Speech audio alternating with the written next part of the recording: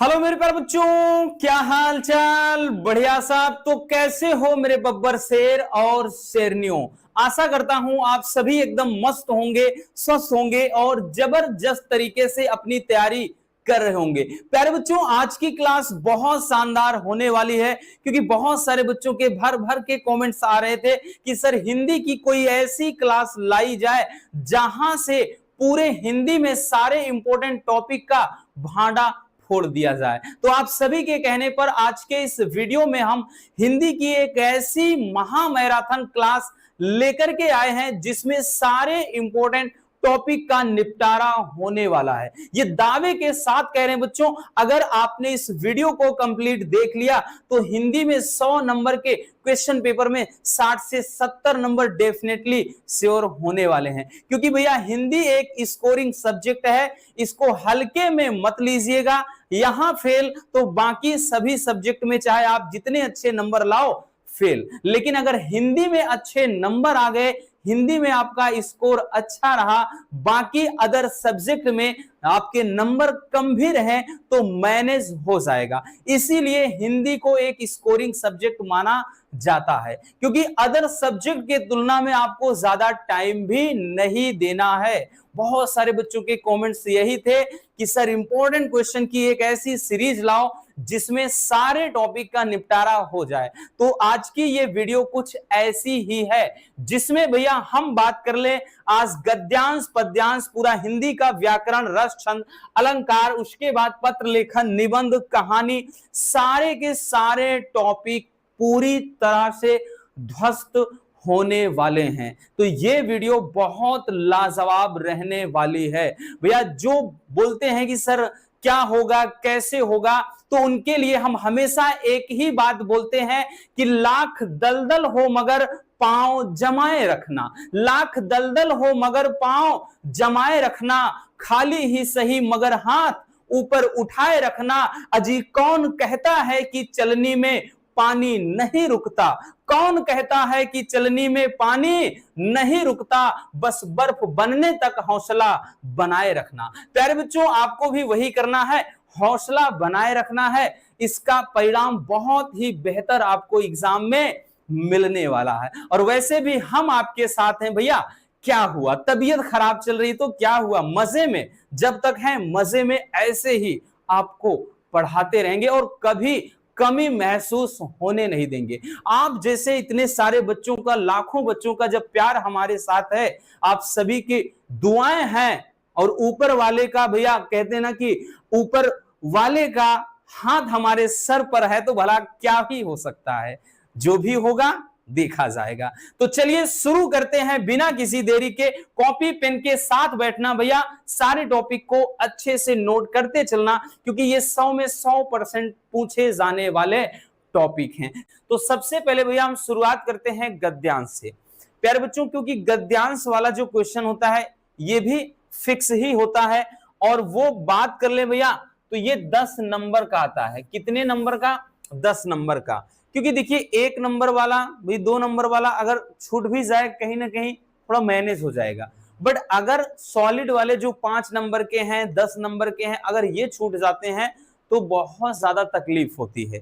ठीक है, तो चलिए देखते हैं। अब भाई गद्यांश कोई भी हो ये मैटर नहीं करता, मैटर ये करता है कि आपको सॉल्व कैसे करना है, आपको इनमें जो भी प्रश्न दिया रहेगा उसका भैया उत्तर कैसे लिखना है। क्योंकि बोलेगा कि सावधानी पूर्वक दिए गए गद्यांश को पढ़िए और उससे संबंधित निम्नलिखित प्रश्नों के उत्तर दीजिए। और हमने बताया 10 नंबर का क्वेश्चन होगा क्योंकि भैया 5, यहां पे ध्यान देना, 5 क्वेश्चन होंगे और प्रत्येक क्वेश्चन 2 नंबर, इस तरह से ये 10 नंबर कैरी करेगा। और सबसे खास बात तो ये है होती है कि भैया ये क्या है, अथवा में आता है। ठीक, अगर आपको एक नहीं आ रहा है दूसरा करिए, ठीक, दूसरा नहीं आ रहा है भाई पहला करिए, कोई दिक्कत ना। चलिए, तो जैसे एक गद्यांश दिया है, ध्यान से पढ़िएगा। अभी आप लोग इसका जो भी जवाब है ना आप खुद चुटकियों में दोगे। कि कहते हैं दुनिया बड़ी भुलक्कड़ है, इंपॉर्टेंट भी है भैया, काफी इंपॉर्टेंट है, याद रखना। और वैसे भी इसमें कोई दो राय नहीं है भाई, पेपर में तो आएगा कि कहते हैं दुनिया बड़ी भुलक्कड़ है, केवल उतना ही याद रखती है जितने से उसका स्वार्थ सधता है, बाकी को फेंक कर आगे बढ़ जाती है। शायद अशोक से उसका स्वार्थ नहीं सधा, क्यों उसे वह याद रखती, सारा संसार स्वार्थ का ही तो अखाड़ा है। ये बड़ा ही एक प्यारा सा बच्चों क्या है दिया गया है गद्यांश। अब इससे संबंधित आपके सामने नीचे टोटल 5 प्रश्न दिए गए हैं और पांचों को भैया सॉल्व करना है अच्छे से।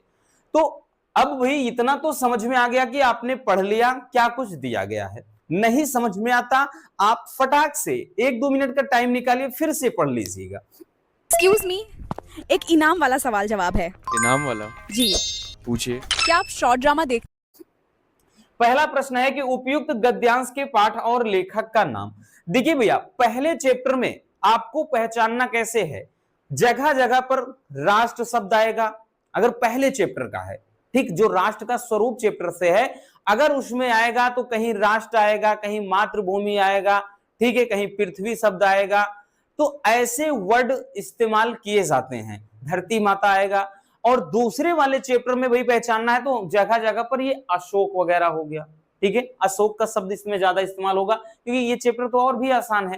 तो उपयुक्त गद्यांश के पाठ का नाम, हमें जितना कहा जाए उतना। तो भैया एक तो हमसे कहा गया है कि पाठ का नाम लिखिए, और दूसरी बात प्यारे बच्चों लेखक का नाम लिखने को कहा गया है। पाठ क्या है भाई, अशोक के फूल, अशोक के फूल, तो ये हो गया भैया चैप्टर का नाम अशोक के फूल।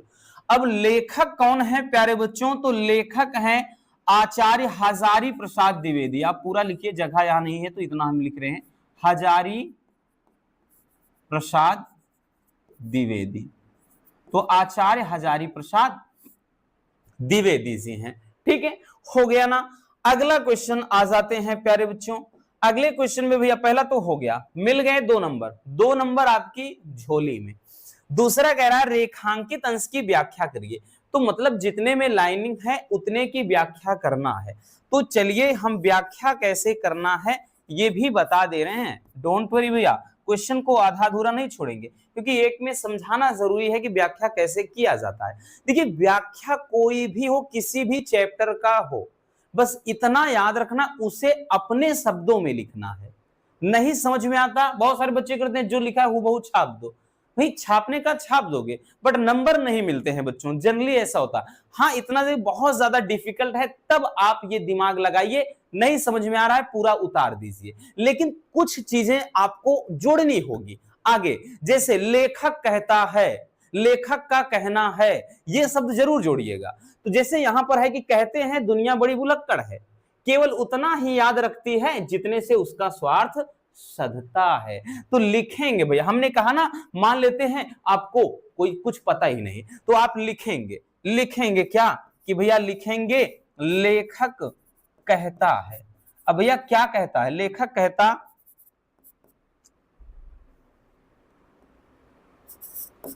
लेखक कहता है कि दुनिया बड़ी भुलक्कड़ है, भुलक्कड़ है, केवल अपने शब्दों में थोड़ा लिखना है, उन्हीं को याद रखती है, उन्हीं को याद रखती है जिनसे उसका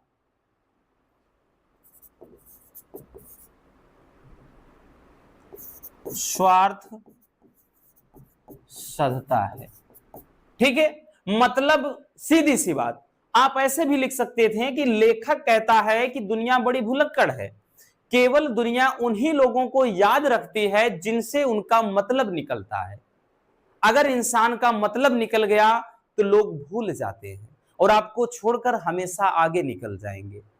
तो प्यारे बच्चों इस तरीके से आप अपने शब्दों में बनाकर लिख सकते हो, भाई एग्जामिनर भी एकदम खुशी खुशी बिना सोचे समझे पूरे नंबर देंगे। अगले क्वेश्चन पर आ जाते हैं प्यारे बच्चों। अगला क्वेश्चन, अशोक को विस्मृत करने का आधार किसे माना गया है। देखिए भैया यहाँ विस्मृत वर्ड होगा, विस्मृति लिखा है, विस्मृत से मतलब भुलाने का। तो अशोक को भैया कह रहा है भुलाने का आधार किसे माना गया है, तो साफ साफ बोला गया है प्यारे बच्चों कि दुनिया बड़ी भुलक्कड़ है और केवल उतना ही याद रखती है जिसके उसका स्वार्थ सदता है। और नीचे यह भी कहा गया सारा संसार स्वार्थ का अखाड़ा है, मतलब अगर स्वार्थ जहां तक है लोग वहां तक आपको याद रखेंगे, स्वार्थ खत्म हुआ और लोग आपको भूल जाएंगे। तो प्यारे बच्चों दुनिया यहां पे लिखेंगे अशोक को विस्मित करने का आधार किसे माना गया है, तो भैया स्वार्थ को। किसे प्यारे बच्चों, स्वार्थ को। बट आप ऐसे शॉर्ट में नहीं लिखेंगे, आप कॉपी में जब लिखेंगे तो पूरा लिखेंगे कि अशोक को विस्मृत करने का आधार स्वार्थ को माना गया है।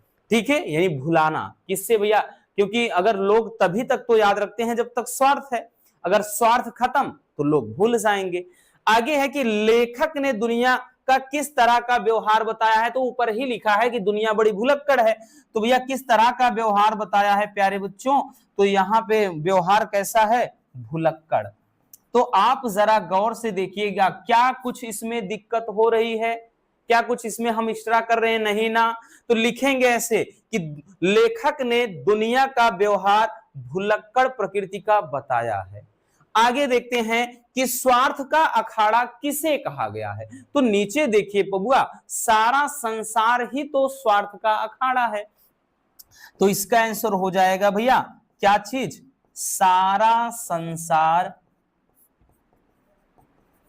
स्वार्थ का अखाड़ा है। तो इस तरीके से कोई भी पद्यांश हो, कोई भी गद्यांश हो, अभी पद्यांश आगे देखेंगे हम, ठीक है, आप बहुत सिंपल तरीके से चुटकियों में सॉल्व कर सकते हो। चलिए जल्दी से स्क्रीनशॉट कर लीजिए भैया।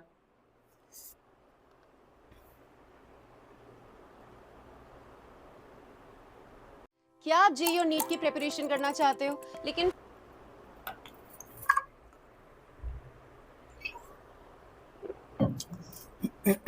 हो गया ना। देखिए ये सब एकदम बनी बनाई चीजें हैं, याद रखना भैया, क्योंकि हिंदी एक स्कोरिंग सब्जेक्ट है और हम ये बार बार चीजें आपको बताते चले आए हैं, क्योंकि हिंदी में अगर आप फेल तो बाकी सभी सब्जेक्ट में फेल, चाहे आप 90 प्लस लाओ कोई मैटर नहीं करता।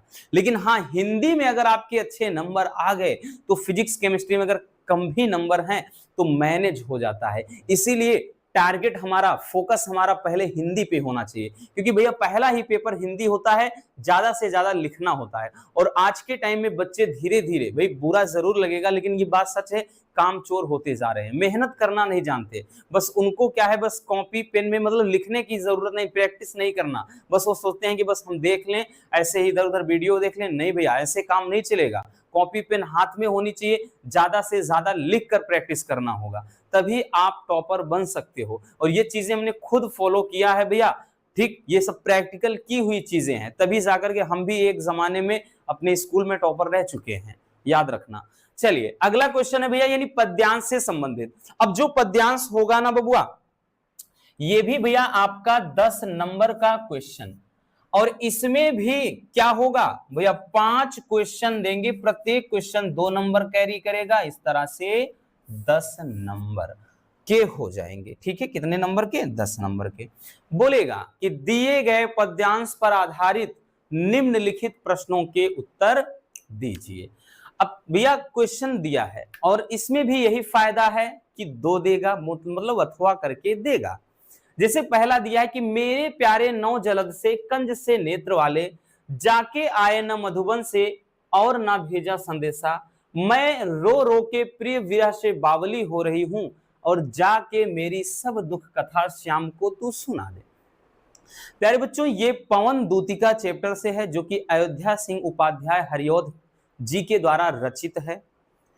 इन्होंने इसमें क्या है, राधिका जी के विरह का वर्णन किया है, जो प्रभु श्री कृष्ण के प्रेम में क्या है, तड़प रही होती हैं, ठीक, उनसे मिलने के लिए व्याकुल हैं, और पवन को दूत बनाकर भेजती हैं, क्योंकि प्रभु श्री कृष्ण मथुरा धाम चले गए हैं और ये गोकुल में हैं, और ये मथुरा धाम वायु को, पवन को एक दूत बना करके भेजती है। इसीलिए इसमें सब में भैया जितने पद्यांश आते हैं, अगर कोई पूछ ले तो भैया अलंकार मानवीकरण तो एकदम फिक्स हो जाता है सब में, क्योंकि वहां पर पवन को, वायु को, भाई वायु निर्जीव है, उसको एक जीवित प्राणी के रूप में देखा गया है।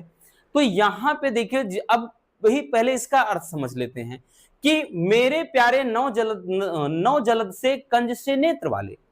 राधिका जी पवन को समझाते हुए कहती हैं, जब वो भेज रही होती हैं श्री कृष्ण के पास, कहती हैं, हे पवन, मेरे जो प्रियतम हैं यानी मेरे जो प्रभु हैं श्री कृष्ण हैं, वो नव जलद यानी नवीन मेघ, यानी उनके जो शरीर की शोभा है वो नीले नीले बादलों जैसी है, और कंज से नेत्र वाले यानी जो आंखें हैं वो कमल के समान हैं, कोमल। और जाके आए भाई, न मधुबन से और ना भेजा संदेशा, लेकिन वो जब से यहां से गए हैं, जब से मथुरा धाम गए हैं, अर्थात गोकुल धाम छोड़कर मथुरा धाम गए हैं भाई, तब से ना तो वापस लौट कर आए हैं और ना भेजा संदेशा, यानी चिट्ठी ना कोई संदेश, जाने वो कौन सा देश जहां वो चले गए, है ना श्री कृष्ण जी। तो भैया वही चीज की जब से गए हैं ना तो भैया वापस लौट कर आए, ना तो कोई संदेशा भिजवाया है अभी तक। और मैं रो रो के प्रिय विरह से बावली हो रही हूं, और मैं प्रियतम अर्थात अपने प्रभु श्री कृष्ण के प्रेम विरह में रो रो करके मैं पागल हो जा रही हूं। क्योंकि भैया जाहिर सी बात है, बहुत सारी गोपियां और राधिका जी, ठीक, सभी प्रभु श्री कृष्ण को, यहाँ तक कि पूरे भाई ब्रजवासी, वो क्या कहते हैं, हाँ, पूरे ब्रजवासी हो गए, फिर मथुरा धाम चाहे जाऊं, सभी प्रभु श्री कृष्ण को बहुत ज्यादा प्यार करते थे, जैसा कि आप सभी हमें करते हैं, हम आपको करते हैं। ठीक, अगर आप प्यार करेंगे, जाहिर सी बात है, अगर बीच में बिछड़ जाए दुख होता है। तो वही चीज है कि मैं रो रो के प्रिय विरह से बावली हो रही हूं, कि मैं प्रभु श्री कृष्ण के प्रेम विरह में रो रो करके पागल होती जा रही हूं, और जाके मेरी सब दुख कथा श्याम को तू सुना दे, कि हे पवन तू यहां से चली जा और मेरी सारी दुख भरी कहानी श्री कृष्ण को सुना देना। चलिए बबुआ, आज आते हैं भैया अब प्रश्नों पर। अब मजा आएगा, अब मजा आएगा सॉल्व करने में। पहला है कि पद्यांश के कवि और कविता का नाम लिखिए। लो जी, कर लो बात भैया, यहाँ पे ऊपर हेडिंग बना के लिख दे रहे हैं, कवि और कविता। तो भैया कवि का नाम क्या है? तो अयोध्या सिंह उपाध्याय हरिऔध। भैया कहां से, पूरा जगह नहीं, ऐसा करेंगे शॉर्ट में ही लिख देते हैं, नहीं तो जगह तो है नहीं, आएगा ही नहीं। ठीक है, पूरा नाम है अयोध्या सिंह उपाध्याय हरिऔध। आप सभी जानते हैं, बट आप शॉर्ट में मत लिखिएगा, आप बोर्ड एग्जाम में पूरा लिखेंगे, अयोध्या सिंह उपाध्याय हरिऔध। कविता का नाम क्या है भैया? तो ये है क्या चीज? पवन दूतिका। पवन दूतिका पहला हो गया, मतलब 2 नंबर आपकी झोली में। अगला क्वेश्चन, राधा किसके द्वारा कृष्ण को संदेश भिजवाती हैं? अब बताने की क्या जरूरत है? तो भैया पवन के द्वारा, पवन के द्वारा। बट हमने बताया ना, शॉर्ट में आपको नहीं लिखना, आप एकदम अच्छे से सुंदर शब्दों में लिखिएगा कि राधा पवन के द्वारा श्री कृष्ण को संदेश भिजवाती हैं।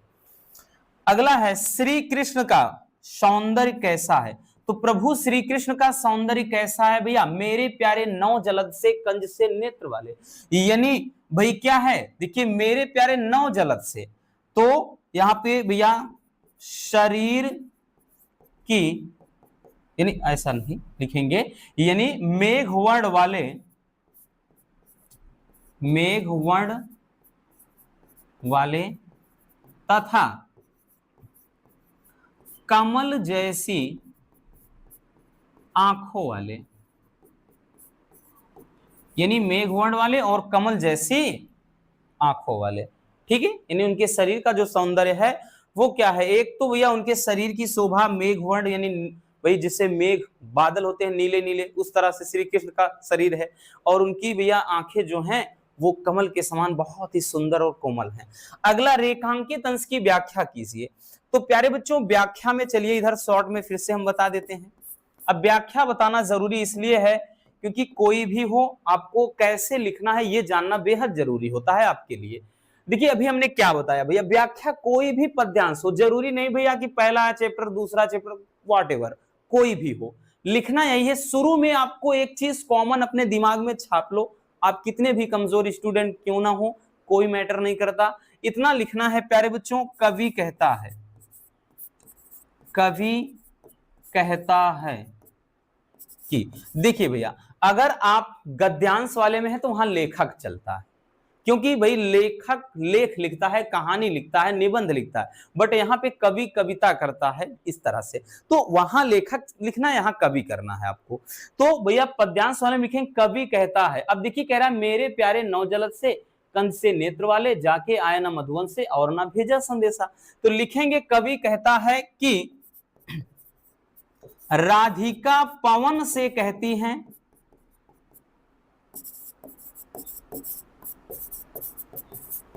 कि मेरे प्रियतम, अर्थात श्री कृष्ण की बात हो रही, मेरे प्रियतम, एक मिनट, मतलब ये भी तो है ना, नवजलद और कंज से नेत्र वाले। राधिका पवन से कहती हैं कि मेघवर्ण वाले तथा कमल जैसी आंखों वाले श्री कृष्ण जब से मथुरा गए हैं ना तो वापस आए,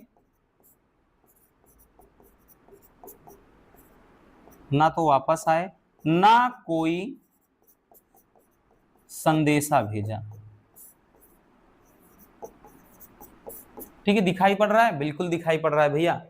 मतलब जब से भैया गए हैं, लिखेंगे कि कवि कहता है कि राधिका जी पवन से कहती हैं कि मेरे प्रियतम, यानी जो मेघवर्ण वाले तथा कमल जैसी आंखों वाले जो श्री कृष्ण जी हैं, जब से मथुरा गए हुए हैं, ठीक है, जब से मथुरा धाम गए हैं, अर्थात जब से ये गोकुल धाम छोड़कर गए हैं, तब से ना तो वापस आए हैं, ना कोई संदेशा भेजा है।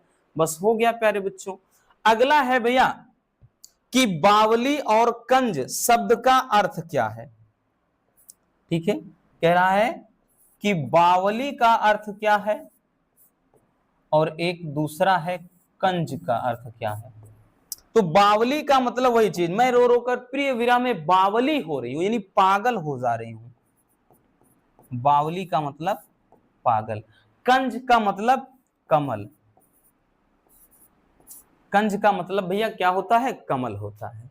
आई बात समझ में प्यारे बच्चों, ये हो जाएगा। ठीक है ना बबुआ, चलिए स्क्रीनशॉट कर लीजिए। है ना आसान, कोई दिक्कत हुई नहीं ना, आराम से बनाओगे।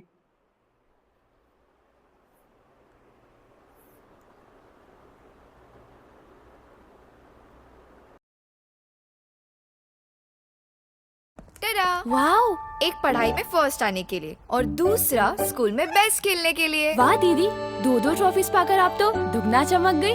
पर इन कपड़ों का क्या? ये भी दुगना चमकेंगे। दुगना चमकेंगे कैसे? रिन बार से, जो जिद्दी मैल हटाए और साधारण बार के मुकाबले दे दुगनी चमक। रिन बार दे दुगनी चमक। अपने नॉर्मल बोरिंग कीबोर्ड को अभी डिलीट करो, क्योंकि देश हिंदी कीबोर्ड के साथ टाइपिंग होगी फास्ट और स्मार्ट। इसमें आपको एक क्लिक में इंग्लिश से Hindi typing, real time translation, hand writing support, proper Hindi keyboard जैसे बहुत सारे यूजफुल फीचर्स मिलते हैं। लेकिन मुझे इसका इनबिल्ट स्टाइलिश फॉन्ट में कन्वर्ट करने का फीचर सबसे अच्छा लगा, जो किसी भी सोशल मीडिया प्लेटफॉर्म पर यूज किया जा सकता है। और सबसे अच्छी बात यह है कि आपको मल्टीपल थीम्स का सपोर्ट मिलता है, जो देखने में काफी अच्छा लगता है। तो देर किस बात की, अभी प्ले स्टोर या ऐप स्टोर से देश हिंदी कीबोर्ड डाउनलोड करो और हिंदी में टाइपिंग का मजा लो।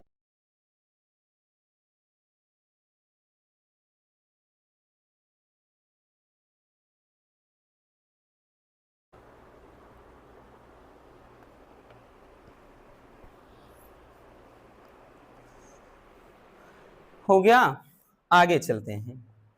तो भैया देखिए, यहां से आपको टोटल 10-10-20 नंबर गद्यांश और पद्यांश से मिल जाएंगे। ठीक है, फिर अब बात आती है भैया व्याकरण की। अब व्याकरण का भी पोर्शन बहुत बहुत बहुत ज्यादा मायने रखता है, क्योंकि भैया जो व्याकरण है वो आपको किसी बुक से नहीं, मतलब कि आप सोचते हो कि हाँ हम इस बुक में पढ़ लेंगे काम हो जाएगा। हाँ इतना जरूर है, प्रैक्टिस, जितना ज्यादा प्रैक्टिस उतनी ज्यादा चीजें और आसान। कहते हैं ना, more and more practice then you can achieve everything. ठीक, विदाउट प्रेस्टिंग मतलब without practice you can not do anything. भैया बिना प्रैक्टिस के आप कुछ भी नहीं कर सकते हो। आप भले कितना बड़ा ज्ञाता हो, भले ही आपको कितना नॉलेज हो, लेकिन आपने जब प्रैक्टिस ही नहीं किया है, आप क्या सोचते हो कि आप भैया जाओगे बस 4 दिन पढ़ करके टॉप कर जाओगे? नहीं, इन सब चीजों से दूर रहना कि 4 दिन पढ़कर 90% कैसे लाएं, 1 महीना पढ़कर कैसे टॉप करें, ये फालतू की बातें हैं। ठीक है, मेहनत पर ध्यान दो, हम इतना कहेंगे। तो भैया व्याकरण में बच्चों ये सारे चीज, व्याकरण में ध्यान देना, 2-2 नंबर वाले सारे टॉपिक शुरू हो जाएंगे। कितने नंबर वाले? 2-2। जैसे ये लोकोक्ति और मुहावरा 2 नंबर का। और सबसे खास बात तो इनकी यही है कि भैया आपके सामने कम से कम 3 या 4 रहेंगे और एक करना होगा। बोलेगा किसी एक लोकोक्ति व मुहावरे का अर्थ लिख करके वाक्य प्रयोग कीजिए। जैसे आपके सामने हमने लिखे हैं 4, हाथ पीले करना, आंखें 4 करना, अध जल गगरी छलकत जाए, नाच ना आवे आंगन टेढ़। तो प्यारे बच्चों किसी एक का लिखना होगा, बट हम तो सभी बताएंगे भैया आपको, आपके लिए, लेकिन जानकारी के लिए बता दें, आपको एग्जाम में एक करना है। तो कैसे लिखेंगे? तो सबसे पहले आप अपनी भैया आप हेडिंग बनाएंगे। क्या चीज? तो भैया सबसे पहले आप अर्थ हेडिंग बनाएंगे, क्योंकि जरूरी है अर्थ। जैसे भाई मुहावरा लोकोक्ति कहावत क्या होते हैं? जो हमने गांव में सुना है अपने दादा बाबा नाना नानी बूढ़ बुजुर्ग से। ठीक है ना? तो भैया यहाँ हाथ पीले करना, ये अक्सर आपने सुना है और अक्सर एग्जाम में पूछा जाता है, इसीलिए रखा। हाथ पीले करना का मतलब विवाह करना। ठीक, विवाह करना हो गया।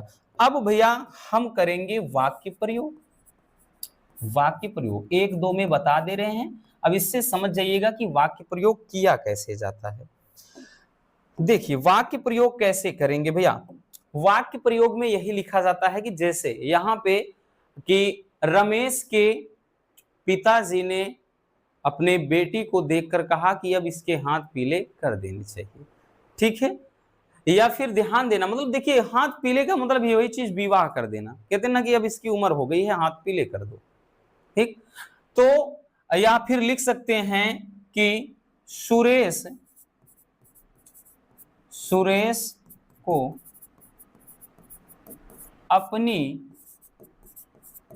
बेटी के हाथ पीले करने की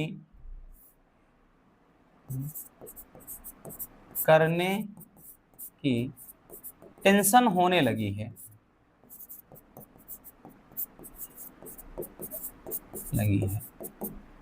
ठीक, बस बोल दीजिए या कुछ भी बोल दीजिए। ठीक है, कि अजीत ने अपनी बेटी को देख करके कहा कि अब इसकी उम्र हो गई है, हाथ पीले कर देने चाहिए। याद रखना। ठीक है भैया, तो इस तरीके से आप बना सकते हो कुछ भी। अगला जैसे देखते हैं कि आंखें 4 करना। आंखें 4 करने का मतलब क्या? देखिए फॉल इन लव होता है, फॉल इन लव अंग्रेजी में चलता है, वहां पे भी आइटम फ्रेज चलता है ना, फॉल इन लव यानी आंखें 4 करना। आंखें 4 का मतलब 4 आंखें लगा लेना नहीं। ठीक है, फॉल इन लव प्यार करना होता है। ठीक है, जब किसी से आप रूबरू सामने से होते हो तो वही होता है। आंखें 4 करना का मतलब है होता है कि प्यार, मतलब इसका अर्थ क्या हो जाएगा भैया?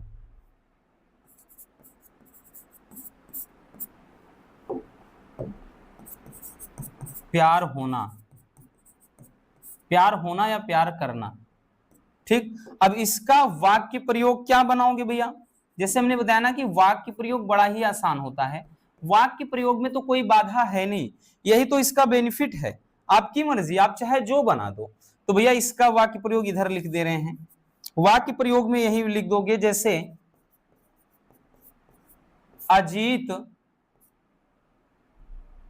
अजीत ने ट्रेन में एक सुंदर लड़की को देखा। लड़की को देखा और देखते ही आंखें 4 कर लिया। आंखें 4 का मतलब अपनी आंखें 4 नहीं बना दिया, मतलब यह है कि भाई उसको देखा और देखते ही भाई उस लड़की ने भी अजीत को देखा, अजीत ने भी उस लड़की को देखा, दोनों की आंखें मिल गई, यानी आंखों ही आंखों में इशारा हुआ, प्यार हो गया। तो वो चीज होता है प्यारे बच्चों आंखें चार होना। आंखें चार होने का मतलब है फॉल इन लव यानी प्यार हो जाना। अब तो समझ में आ गया होगा ना भैया, बताने की अब जरूरत ना है। अध जल गगरी छलकत जाए, प्यारे बच्चों इसका अर्थ क्या होगा, क्योंकि सबसे ज्यादा जरूरी भैया अर्थ होता है। अर्ध जल गगरी छलकत जाए का मतलब ऊपरी दिखावा, ऊपरी दिखावा। अब इसका अर्थ नहीं बताएंगे, अब आप खुद बताइएगा। अध जल गगरी छलकत जाए का मतलब ऊपरी दिखावा, रहे कुछ दिखाओ कुछ। जैसे महेश वैसे तो बहुत बड़ी बड़ी बातें करता है लेकिन उसके पास कुछ भी नहीं है, तो मतलब यही तो हुआ ना, ऊपरी दिखावा। भाई जो गगरी है आधी है लेकिन वो ऐसा दिखा रहा है कि वो छलक रही है, भर रही है, भरी हुई है, तो वही चीज होता है ऊपरी दिखावा। ठीक, जैसे बनावटी दिखावा या ऊपरी दिखावा। अगला है नाच ना आवे आंगन टेढ़ा, तो भैया इसका अर्थ क्या होगा, इसका अर्थ होगा देखिए नाच ना आवे आंगन टेढ़ा, इसमें भी क्या है दोषारोपण करना, ठीक है, या दूसरे पर दोष देना।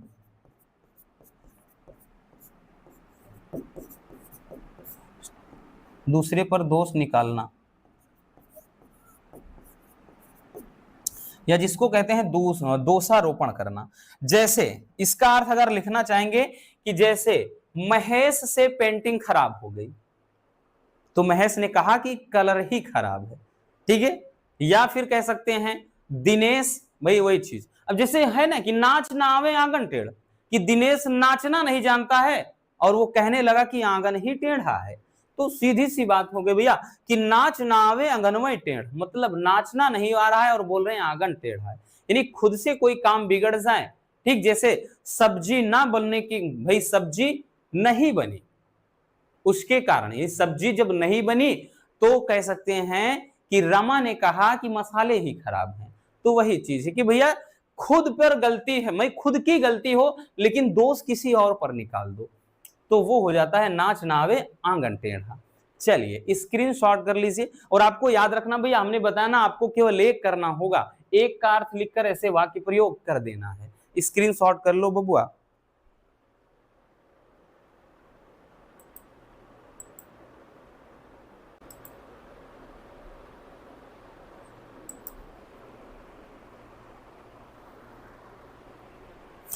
हो गया भैया, चलिए आगे चलते हैं प्यारे बच्चों।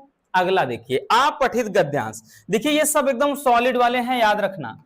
आप पठित गद्यांश जब से आया बच्चों की और भी बल्ले बल्ले हो गई। कारण ये है, और ये बार बार हम आपको बताते चले आए हैं, पहले इसके जगह पर संधि विच्छेद और विभक्ति और वचन आता था 5 नंबर का, लेकिन अब आप पठित गद्यांश दिया है, अब इसको 99.9% तक बच्चे कर लेते हैं। भाई 0.1 में वही आएंगे जो लिखना भी नहीं जानते, वही इसको छोड़ते हैं, नहीं तो ये इतना ज्यादा है भैया, ये 100 में 100% वाला टॉपिक होता है। कितने नंबर का पूछा जाएगा भैया, तो 5 नंबर का। ठीक है, बोलेगा कि दिए गए अपठित गद्यांश या पद्यांश रहेगा, इसको पढ़ो और इससे संबंधित प्रश्नों का उत्तर दे दो। जिसे दिया गया है एक, देखिए इसको पढ़ना है पहले, और इससे संबंधित भैया 3 प्रश्न दिए रहेंगे और तीनों के मिलाकर आपको टोटल 5 नंबर के क्वेश्चन रहेंगे। कि दिया है कि पहले मैं आपको अपनी सबसे बड़ी विशेषता बताता चलो कि मेरी 3 गतियां होती हैं, दान, भोग और नाश। इसलिए समझदार लोग मेरा अर्जन करने के बाद भी खोलकर मुझे दान करते हैं। दान करने में असमर्थ लोग मेरा जी भरकर उपभोग करते हैं, और जो मेरा ना दान करते हैं और ना भोग करते हैं उनके पास मैं अधिक दिनों तक नहीं रह पाता हूं। आगे कह रहा है कि या तो चोर, डाकू या फिर आयकर अधिकारी मुझे पाताल से भी ढूंढ निकालते हैं।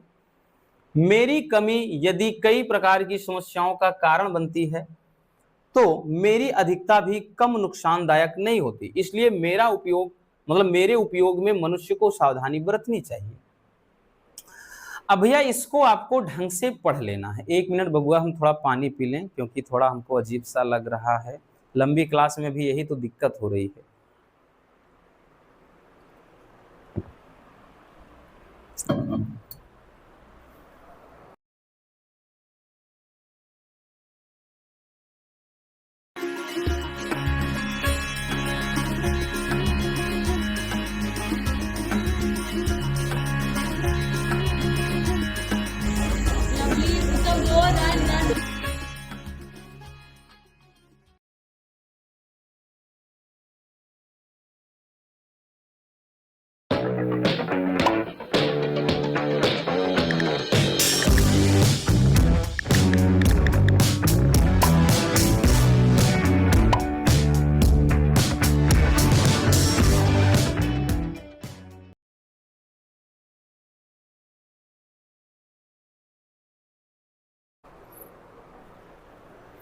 देखिए भैया, क्या कहा आपने पढ़ लिया, अब आपको इससे नहीं मतलब क्या कुछ कहा गया है उसमें।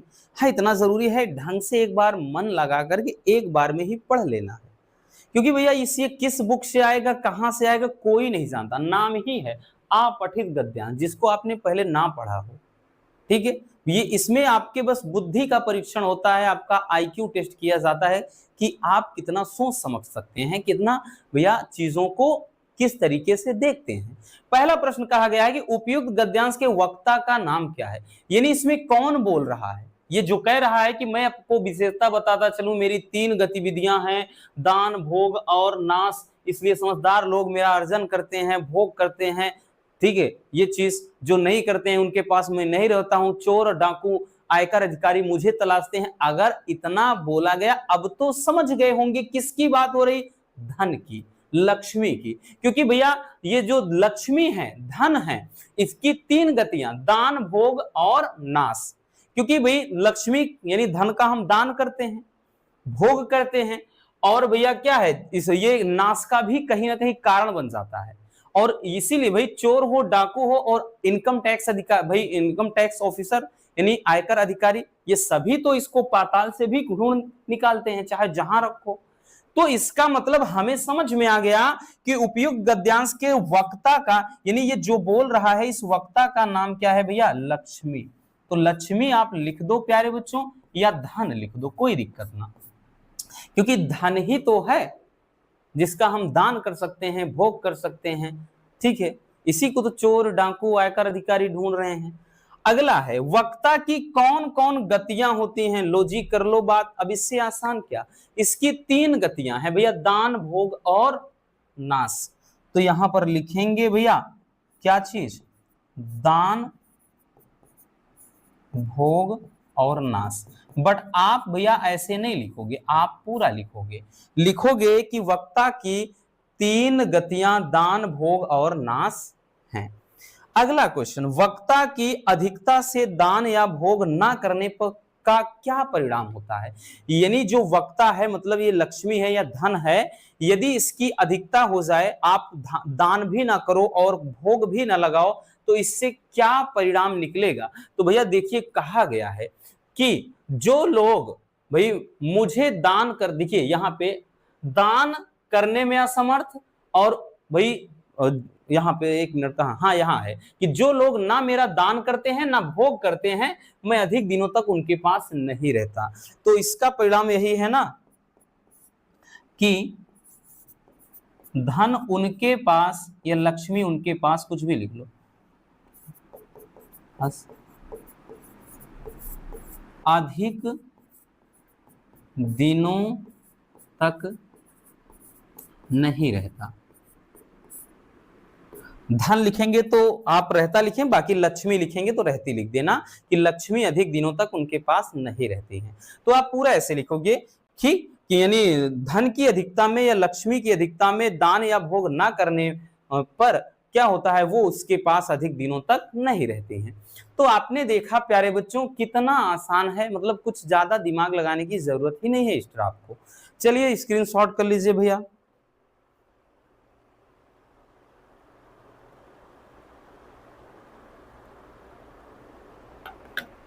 हो गया ना, आगे चलते हैं। अगला देखिएगा भैया, सारे ये व्याकरण के ही समझिए पोर्शन है, और इसमें सारे मतलब सारे के सारे भैया एकदम सॉलिड वाले, ठीक है, एकदम सॉलिड एकदम ठोस वाले नंबर मिलते हैं। ये भी भैया यहां से भी बच्चों आपके 2 नंबर का क्वेश्चन आएगा। कितने नंबर का, 2 नंबर का। और इसको भैया आ रहा है तो ठीक है, नहीं फटाक से आगे भागो। ये ऐसे नंबर होते हैं, याद रखना, इतना आसान होते हैं। देखिए पहला कह रहा भाई बोलेगा कि दिए गए जो शब्दों में सूक्ष्म अंतर है, यानी सही शब्द युग्म का चयन करके अपने उत्तर पुस्तिका में लिखिए, ऐसा बोला जाएगा। और 2 रहेगा, ऐसा नहीं कि केवल एक करना है, दोनों करना, इसमें दोनों करना है, 2 नंबर मिलेगा और इसमें दोनों करना, क्योंकि एक एक नंबर का रहेगा। तो जैसे भैया थोड़ा सा अंतर रहेगा, अभय उभय, तो इसका सही शब्द युग्म यानी सही जोड़ा क्या है, निडर और चारों, डरपोक और दोनों, निडर और दोनों, निडर और भयभीत। तो भैया एक चीज ध्यान देना, इस अभय का मतलब निडर, जिसे कोई भय ही ना हो, और इस वाले उभय का मतलब दोनों, ठीक है, दोनों। तो ऐसा ऑप्शन कहां पर दिखाई पड़ रहा है भैया? निडर और दोनों, निडर और दोनों, ये जी जो ये आपका सी वाला ऑप्शन है सही हो जाएगा। अगला आते हैं भैया कि अंश और अंशु, ये बताना है। ठीक है, अंश और अंशु, इसका सही शब्द युग्म क्या है? भाग और सूर्य, भाग और भाई सूर्य और भाग, भाग और किरण, भाग और वरुण। तो ध्यान देना, अंश का मतलब होता है हिस्सा या भाग। क्या बताया बच्चों? इस वाले अंश का मतलब हिस्सा होता है या फिर यूं कह सकते हैं भाग होता है, और इस वाले अंशु का मतलब होता है किरण। तो भैया हिस्सा और किरण या भाग और किरण कहीं दिखाई पड़ रहा है? भाग और सूर्य नहीं होगा, सूर्य और भाग नहीं होगा, भाग और किरण, हाँ यही हो जाएगा, इसमें भी यही वाला। तो देख रहे हैं ना, ये सारे रिपीटेड हैं प्यारे बच्चों। आप पिछले चाहे 10 साल का पेपर उठाओ, आपको लगातार ये पूछे गए हैं, याद रखना। ठीक है, तो इस तरीके से आपको इनको सॉल्व करना होता है।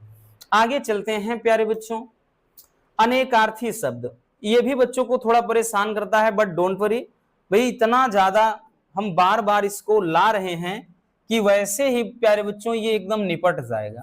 इतना क्वेश्चन करवा देंगे कि वैसे ही ये पूरा का पूरा आपके दिमाग में छप जाएगा। कितने नंबर का आएगा बबुआ? तो ये भी 2 नंबर का। कितने नंबर का भैया? 2 नंबर का। और खास बात ये है कि बोले आपके सामने भी वहां देगा 4, 3 से 4 देगा, बोलेगा किसी एक के 2 अर्थ लिखिए।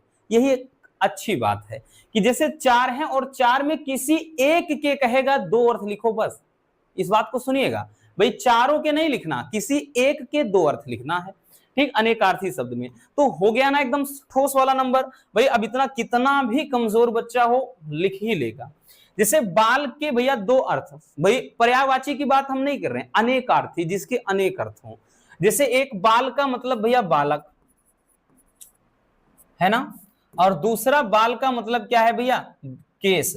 ठीक है, बाल का मतलब देखिए, एक बाल का मतलब बालक और दूसरा बाल का मतलब यहां केस से संबंधित है।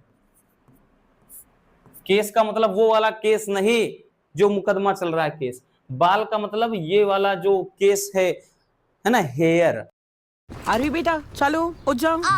मम्मा, हाँ दांत में बहुत दर्द है, क्या भी चल रहा है केस, बाल का मतलब ये वाला जो केस है ना, हेयर। अगला है मधु। मधु का इसमें क्या बताया गया है, कथा वस्तु आपको बतानी है। ध्यान देना, ये शहद होता है एक, तो मधु का मतलब शहद, और एक मधु का मतलब भैया ध्यान देना ये मदिरा भी होता है, शराब, जिसे क्या बोलते हैं? शराब। ठीक, ये मधु का हो जाता है। अब उसके बाद भैया अगला, भाई हम सबके लिख दे रहे हैं ताकि चीजें बार बार लिखने से और भी ज्यादा आसान हो जाएं। नेक्स्ट भैया तीर। तीर शब्द गलत लिखा है, ठीक है, बाकी यहां पे है क्या? ये तीर है, तीर की बात कर रहा है। तो तीर का मतलब, एक तो तीर का मतलब होता है बाण, ठीक है, यूं वाला।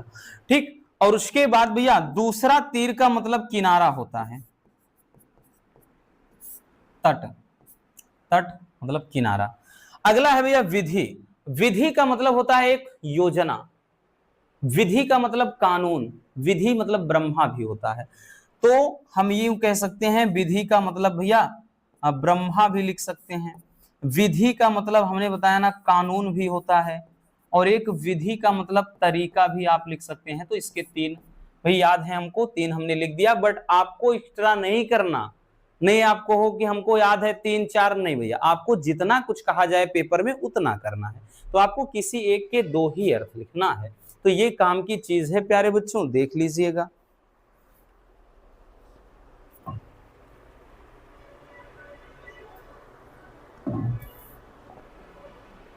हो गया, चलिए आगे चलते हैं। अब आ जाते हैं भैया वाक्यांश के लिए एक शब्द, मतलब सही शब्दों का जो चयन करना होगा वाक्यांश के लिए एक शब्द। ठीक है, जैसे दिया गया है, और ये भी कितने नंबर का? 2 ही नंबर का आएगा। और इसमें भी भैया दोनों करना है, ऐसे नहीं कोई कि केवल एक करो, नहीं, दोनों करना है। क्या करना है? दोनों, आपको 1-1 नंबर का मिल जाएगा। तो जंगल में लगने वाली आग क्या है? भाई कितनी बार ये क्वेश्चन आ चुका है, बता चुके हैं। जंगल में लगने वाली आग को क्या कहते हैं? आपके सामने विकल्प है जठराग्नि, बड़वाग्नि, दावाग्नि और बनावली। तो भैया जो जंगल में लगने वाली आग होती है प्यारे बच्चों, उसे बोलते हैं दावाग्नि। ध्यान देना भैया, क्या कहते हैं? दावाग्नि। 3 अग्नि हमने बताया था, याद रख लो। बड़वाग्नि क्या है? ये जल में लगने वाली आग है, जल में लगने वाली आग है। और उसके बाद भैया एक जठराग्नि जो होती है, ये पेट में लगने वाली आग है।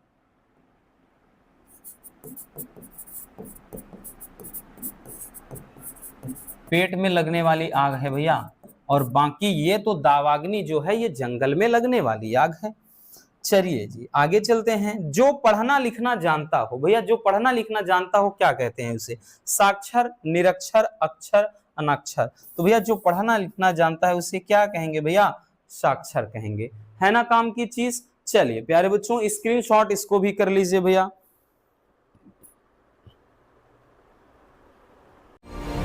ये परफेक्ट है।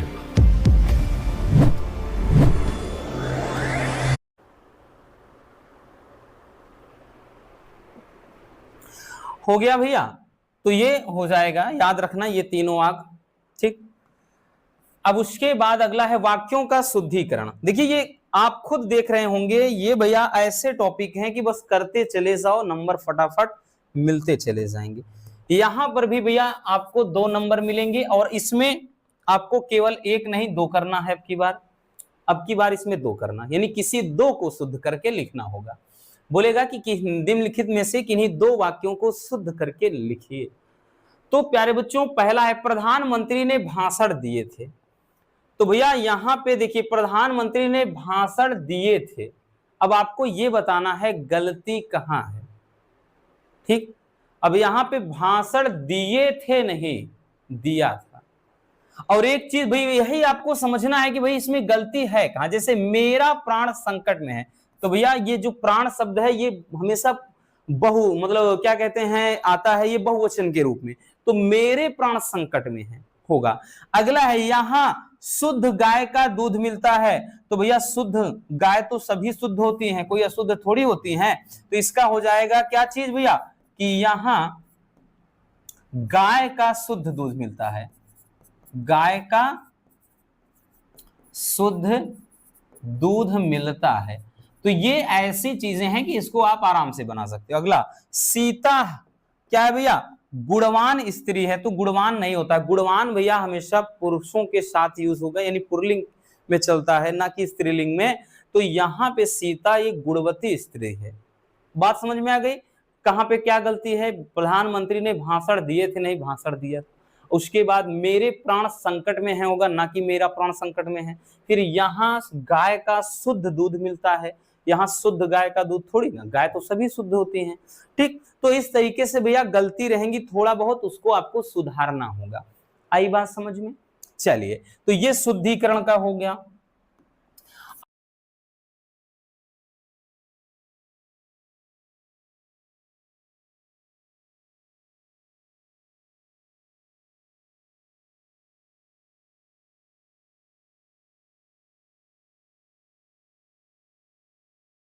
अब उसके बाद भैया रसछंद अलंकार, ये तो एकदम सॉलिड वाले होते हैं। और वैसे भी हमने इसको भैया 2 से 3 वीडियो पे प्यारे बच्चों हमने रसछंद अलंकार की लाई है।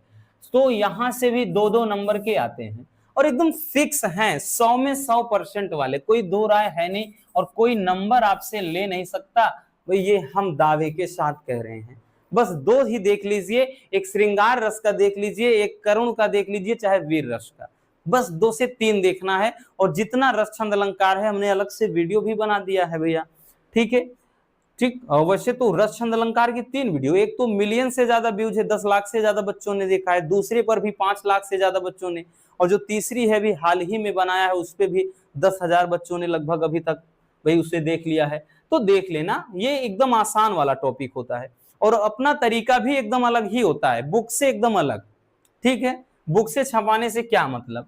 अब देखिए श्रृंगार रस, अब रस कोई भी हो, हमने ये चीज आपको बताया था कि भाई परिभाषा सेम होता है कि जब विभाव अनुभाव तथा संचारी भाव का संयोग होता है यानी मिलन होता है, तो रति नामक अस्थाई भाव से श्रृंगार रस की उत्पत्ति होती है।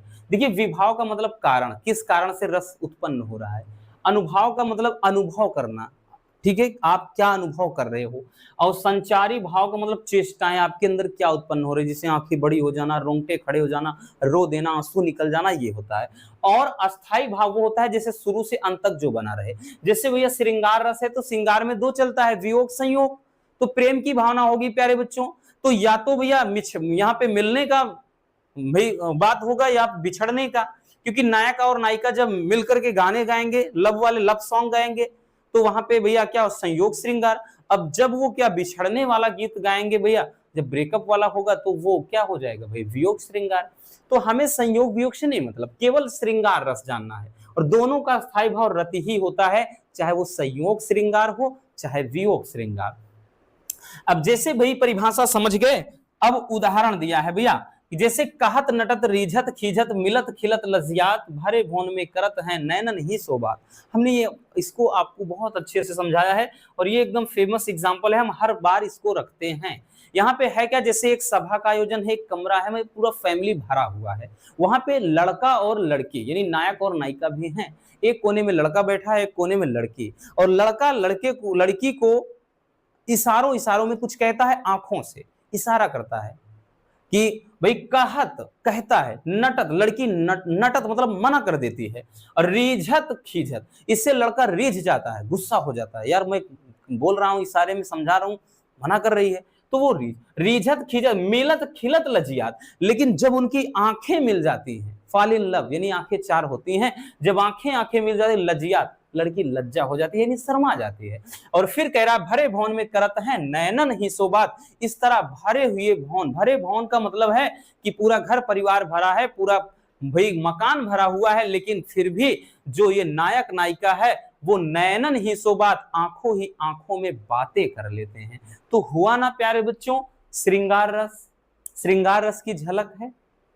बाकी एक गाना हमने आपको गा के बताया था भैया, भले तबीयत ठीक नहीं कोई बात नहीं, जब तक हैं मजे में जिएंगे। तो एक गाना ये बताया ना कि भाई कि तेरा साथ है तो मुझे क्या कमी है, अंधेरों में भी मिल रही रोशनी है, तेरा साथ है तो। और ये सच वाली बात है भैया, ये कहीं ना कहीं हम आपके लिए भी गाते हैं, इसीलिए रखा है कि आप सबका अगर साथ है तो हमें क्या गमी है भैया, कोई गम नहीं है जब तक है मजे में है, ठीक है।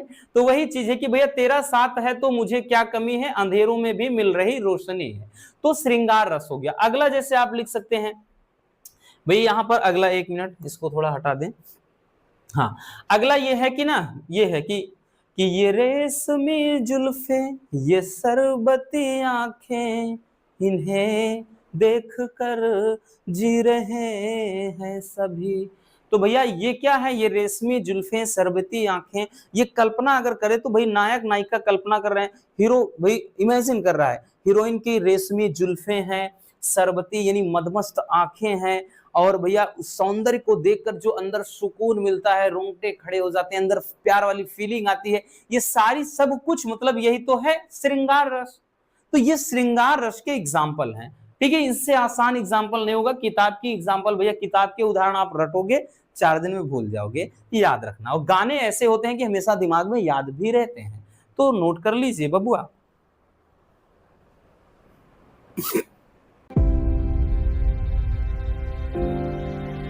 Every great story begins with a हो गया ना। अब अगला देखते हैं, जैसे वीर, हमने बताया ना करुण, आप चाहे देख लो चाहे वीर। अब वीर बहुत ज्यादा पूछा जाता है इसलिए इसको भी रख लिया। अब देखिए परिभाषा हमने बताया सबका एक जैसे होगा, यहां पर भी सेम, जब विभाव अनुभाव संचारी भाव का संयोग होता है तो उत्साह नामक अस्थायी भाव से वीर रस उत्पन्न होता है। क्योंकि भैया रस के 4 प्रमुख अंग ही होते हैं, विभाव, अनुभाव, संचारी भाव, अस्थायी भाव। विभाव का हमने मतलब बताया कारण, किस कारण से ये रस उत्पन्न हो रहा है। अनुभाव का मतलब अनुभव करना, अनुभूति करना, यानी उसके भाई कारण से आपके अंदर क्या अनुभव हो रहा है। उसके बाद संचारी भाव, आपके अंदर क्या चेष्टाएं उत्पन्न हो रही, क्या संचार हो रहा है। फिर अस्थायी भाव होता है जो शुरू से अंत तक बनेगा। जैसे यहाँ पर वीर रस है तो भैया वीर रस में भाई विभाव, कारण क्या हो सकता है, युद्ध चल रहा है, दोनों तरफ एकदम जोश जुनून वाले गाने बज रहे हैं, वे विभाव है। अनुभव क्या करेंगे आप, अंदर अंदर से आपके अंदर वीरता की बात आएगी, जोश जुनून आएगा। फिर उसके बाद संचारी भाव क्या है, रोंगटे खड़े हो जाएंगे, रौद्र रूप आपका आ जाएगा। उसके बाद अस्थाई भाव क्या है, शुरू से अंत तक आपके अंदर केवल देशभक्ति की भावना रह जाएगी, तो ये हो जाएगा भैया। तो याद रखना सभी में भैया ये शुरू से अंत तक उत्साह रहेगा। तो सब में प्यारे बच्चों केवल यही आपको भाई याद कर लेना है कि अस्थाई भाव ही बदलना, बाकी सारी परिभाषाएं एक जैसे, कोई भी रस हो। सबसे जरूरी है उदाहरण, जैसे एक गाना है भैया, ठीक है, मूवी का ही है, इसीलिए हम लिखते हैं ना कि ताकि आप याद रख लो, है ना, कि वतन वालों वतन ना बेच देना, ये धरती ये गगन ना बेच देना, शहीदों ने जान दी है वतन के वास्ते, शहीदों के कफन ना बेच देना। तो भैया रस कौन सा है, वीर रस है, क्योंकि यहां पर पूरा भैया वीरता की बात आ रही है। याद रखना एक एक पॉइंट में ही बड़ी गहराई है, ठीक है, और ऐसा नहीं है कि नंबर नहीं मिलेगा। पिछले हम 2 से 3 साल से ऐसे ही एग्जाम्पल बता रहे हैं और बच्चों के भर भर के पूरे नंबर मिले हैं। एग्जामिनर भी खुश हो जाते हैं, बोलते हैं भाई किसने पढ़ाया है, कहां से इस बच्चे ने ऐसा एग्जाम्पल लिखा है। अगला है जैसे भैया कि बुंदेले हर बोलों के मुंह हमने सुनी कहानी थी, ठीक, और खूब लड़ी मर्दानी वो तो झांसी वाली रानी थी, ये भी। या फिर जीती जाती हुई जिन्होंने भारत बाजी, निज बल से बलमेट विधर्मी विगल मुगल कुराजी, जिनके आगे ठहर सके जंगी न जहाजी, है ये वही प्रसिद्ध छत्रपति भूप शिवाजी। तो बहुत सारे एग्जाम्पल, हमें तो एक से मतलब है ना, हमको 3-4 थोड़ी ना चाहिए, एक चाहिए, ठीक है। तो आपको समझ में आ गया भैया, चलिए बबुआ स्क्रीनशॉट कर लीजिएगा। आगे देखते हैं। तो भैया रस हो गया, अब छंद की बात आती है। देखिए भैया छंद की बात कर लें प्यारे बच्चों, ये भी कितने नंबर का, 2 नंबर का, ठीक है, कितने नंबर का, 2 नंबर। बड़ा आसान होगा, अथवा करके रहेगा, ऐसे देगा दोहा अथवा चौपाई छंद का मात्रा सहित यानी लक्षण लिखिएगा पूरा। तो दोहा क्या है, एक अर्ध सममात्रिक छंद है। कैसा छंद, अर्ध सममात्रिक छंद है। इसमें 4 चरण होते हैं, पहले और तीसरे में 13-13 और भैया दूसरे और चौथे में 11-11 मात्राएं होती हैं, और इसमें तुक मिलते हैं, नहीं लास्ट में मिलता रहेगा। जैसे एक एग्जाम्पल भैया आसान वाला लिखा है, देखियो भाई लिखो वही जो आसान हो, हमेशा जुबान पे रहे। जैसे कि मेरी भव बाधा हरो राधा नागर सोय, और जा तन की झाई पर श्याम हरित दुति हो। तो देखिए यहाँ पे राधा नागर सोय और यहाँ श्याम हरित दुति होय, सोय होय सोय होय मिल रहा है ना, तो इनके तुक मिलते हैं, ठीक है। और यहाँ पे 4 चरण, जैसे 1 चरण 2 चरण 3 चरण 4 चरण, क्योंकि देख रहे हैं ना, 1 चरण ये, 1 चरण ये, 1 चरण ये, 1 चरण ये, तो 4 चरण। भैया अब कह रहा है कि इसमें पहले और तीसरे में बच्चों 13-13 मात्राएं होंगी। तो ये पहला है, ये 13 गिन लेते हैं, क्या पहले और 13 में 13-13 मात्राएं हैं, चलिए गिन लेते हैं बबुआ। जैसे इसमें ये भैया देखिए जो हमने बताया, बड़ा आ का मात्रा, बड़ी ई की मात्रा, बड़ा ऊ का मात्रा, सब वो दीर्घ पढ़ा जाता है, गुरु जिसको कहते हैं। यहाँ पे ये लघु, ये गुरु दोनों, ये लघु, ये गुरु। तो जोड़ लेते हैं, 2 2 4 2 6 2 8 2 10 3 13, 13 मात्राएं इधर हो गई। इधर भी गुरु, लघु लघु, गुरु गुरु गुरु, लघु गुरु। तो भैया 2 2 4 2 6 2 8 2 10 3 13। तो प्यारे बच्चों 13 मात्राएं, ध्यान देना, 13 मात्राएं यहां भी हो गई, इसमें भी 13। तो इसका मतलब पहले और तीसरे चरण में 13-13 मात्राएं हो गई, ये बात सही है। अब भैया दूसरे और चौथे में 11-11, ये दूसरा है और ये चौथा है, इसमें 11-11 मात्राएं होनी चाहिए। तो जैसे ये गुरु, ये गुरु, ये गुरु, लघु लघु, अब उसके बाद गुरु गुरु, जोड़ लेते हैं, 2 2 4 2 6 2 8 2 10, 1 मिनट, 2 2 4 4 2 यहाँ 6 6 2 8 2 10 2 12, कहाँ हो रहा है भैया, शो ही होगा 1 मिनट, इसमें भी गिन लेते हैं। तो हमको लगता है कि टाइपिंग में थोड़ा मिस्टेक कर दिए हैं जिन्होंने टाइपिंग किया है। इसको पहले जोड़ते हैं, 2 1 3 3 6 2 8 2 10 1 11। हाँ, इसमें तो 11 हो रही हैं, इसमें तो 11 हो रही हैं। तो यहाँ पे हो ही हो, मतलब यहाँ पे ध्यान देना, हो ये मात्रा में भैया गलती हो गई। यहाँ पे ध्यान दो बच्चों, एक चीज ध्यान देना, यहाँ पे ना अगर सोई नहीं सोई होगा, और यहाँ हो ही नहीं हो ही होगा। ठीक है, वही तो कह रहे हैं, यहाँ पे ध्यान देना। ठीक, इतना इतना याद रखना प्यारे बच्चों, तभी नहीं तो ये तो सीधा सीधा 12 पहुंच जा रहा है। तो पहले तीसरे में 13 मात्राएं और दूसरे और चौथे में 11 मात्राएं। और बहुत सारे बच्चे बोलते हैं सर इसको दिखाना जरूरी है, 100% जरूरी है, क्योंकि नहीं करेंगे भैया नंबर कट जाएगा, एक ही नंबर मिलेगा। ठीक, ये चीज ध्यान देना।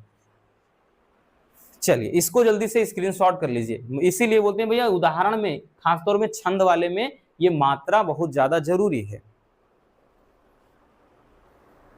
On Facebook, Ronak's love for coffee got deeper.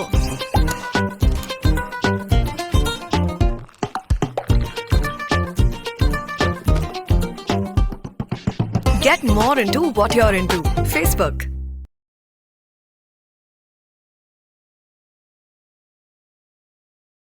क्या आप जेईई और नीट की प्रिपरेशन करना चाहते हो लेकिन फीस को लेकर थोड़ा कंसर्न हो, तो बिल्कुल भी चिंता मत करो, क्योंकि मोशन आप सबके लिए लेकर आया है MOST, that is Motion open scholarship test for class 11th, 12th and 12th pass students. एक ऐसा टेस्ट जो आपको मौका देगा अप टू 100% स्कॉलरशिप पाने का। Yes, you heard me right, up to 100% scholarship in all JEE and NEET classroom courses. एक ऐसा टेस्ट जिसके थ्रू आप स्कॉलरशिप इंस्टेंटली ले सकते हो राइट आफ्टर द टेस्ट। सबसे कन्वीनियंट बात, आप इसको घर बैठे बैठे अपने कन्वीनियंट टाइम पर अटेम्प्ट कर सकते हो। मैम रजिस्ट्रेशन का क्या? तो रजिस्ट्रेशन मेरे बच्चों बिल्कुल फ्री है, there is no registration fees.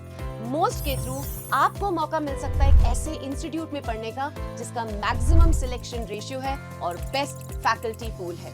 तो बिल्कुल भी देर मत लगाओ, सोचो मत, नीचे दिए गए बटन पर क्लिक करो और अभी के अभी अपने आप को मोस्ट के लिए रजिस्टर करवाओ।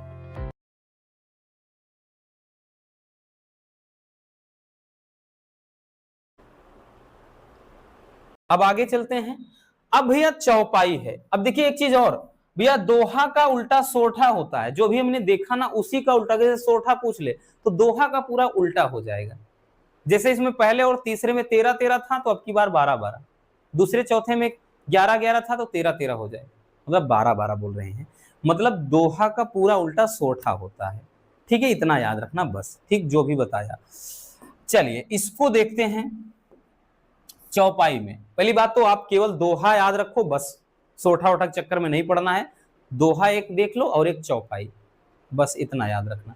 क्योंकि देगा या तो दोहा अथवा चौपाई का देगा, या फिर कहेगा सोठा अथवा चौपाई। चौपाई तो वैसे भी ताला मारो, एकदम भैया इस पे ताला मार के रखो, क्योंकि 100 में 100% ये कुंडली मार के बैठा है, पेपर में आएगा। और वो भी हर एक सेट में, आपको घबराने की जरूरत तो है ही नहीं। देखिए क्या बोल रहा है कि चौपाई एक सममात्रिक छंद है। इसमें नहीं समान मात्राएं होती हैं सभी में, इसीलिए सममात्रिक कहा जाता है। सममात्रिक छंद है, इसमें 4 चरण होते हैं, प्रत्येक चरण में 16 मात्राएं होती हैं। तुक पहले, भैया ध्यान देना, जो इनके तुक होंगे पहले चरण के दूसरे से मिलेंगे, तीसरे चरण के चौथे से। और भाई यति हर एक चरण के अंत में होती है, यानी यति विराम। तो इसमें भी वही चीज हो सकता है, मात्रा इधर उधर थोड़ा हो जाए, लेकिन उदाहरण सही रहेगा, मात्रा गलती नहीं होनी चाहिए। तो यहाँ पे चलिए देखते हैं। देखिए 4 चरण कैसा, 1 चरण, 2 चरण, 3 चरण, 4। तो भैया हो गए ना 4 चरण। तो 4 चरण हो गए प्यारे बच्चों। तो इसमें भाई सब में कह रहा है 16 मात्राएं होंगी, सब में 16 मात्राएं होंगी। चलिए देखते हैं, क्योंकि सबसे ज्यादा मात्रा जरूरी। अब जैसे यहाँ पे ये लघु, ये भैया लघु है, ये भैया लघु है, ये क्या है लघु है, ये लघु है, ये लघु है, ये लघु है, ये लघु लघु लघु, ये लघु दीर्घ दीर्घ। भैया 2 2 4 2 6 2 8 2 10 2 12 2 14 है। अरे यहाँ पे क्या लिख रहे हैं, हम भी, हमारा दिमाग भी, क्योंकि ये बिंदी वगैरह भी है ना इस पे, तो भूल जाते हैं। 2 2 4 2 6 2 8 2 10 2 12 2 14 2 16। तो प्यारे बच्चों कितनी मात्राएं आ गई? 16 मात्राएं। ठीक है, और इसमें भी अंत में मिलते जुलते रहते हैं, जैसे यहां पे देखिए परागा, अनुरागा, चारु, परिवारु, तो इसमें हो गया 16। दूसरे में देखते हैं सुरुचि, यहाँ पे लघु है, लघु है, लघु है, यहाँ पे लघु है, दीर्घ है या गुरु कह लें, लघु। ठीक है, और भैया इस मात्रा को लघु जो यस की तरह बनता है इसको गुरु बोला जाता है। ये लघु, ये लघु, ये लघु, ये लघु, ये लघु, ये दीर्घ, ये दीर्घ। तो 3 2 5 2 7 3 10 2 12 2 14 2 16। तो इसमें भी भैया कितनी मात्राएं? 16 मात्राएं। और मात्राएं सब में बराबर होनी चाहिए, ध्यान देना भैया। अगला जैसे अमीय, यहाँ पे लघु लघु लघु, यहाँ पे भैया दीर्घ लघु लघु लघु, यहाँ पे दीर्घ लघु लघु, यहाँ पे दीर्घ, और ये ध्यान देना चारु होगा, चारु नहीं है, वो चारु है, याद रखना, नहीं मात्रा गड़बड़ हो जाएगी। जैसे इसमें भी गिनिए आप, इसमें भी आप काउंट करिए भैया, काउंट करिए, देखिए कितना हो रहा है। तो 3 2 5 3 8, ठीक है, 3 2 5 3 8 2 10 2 12 2 14 2 16। तो कितनी मात्राएं? 16 मात्राएं। ठीक है, थोड़ा भैया टाइपिंग करने वाले ने गलती की है, ये यहाँ पे चारु ऐसा लिखना चाहिए था उनको, ऐसा चारु। यहाँ पे जब चारु का ऐसे लिखा जाएगा तो छोटा उ को मात्रा पढ़ा जाएगा, तो गलती होगी ही, लेकिन हम बता रहे हैं ना, याद रखना। अब उसके बाद अगला देखो, अगला है समन, यहाँ पे लघु लघु लघु, ये भी तीनों में लघु, यानी छोटा आ का मात्रा वगैरह हो, छोटी की मात्रा वो लघु ही होता है। यहाँ पे दोनों लघु। ये गुरु, गुरु यानी दीर्घ, दीर्घ कह सकते हैं। जोड़िए कितना? 3 3 6 3 9 2 11 1 12 2 14 2 16। तो भैया 16 मात्राएं।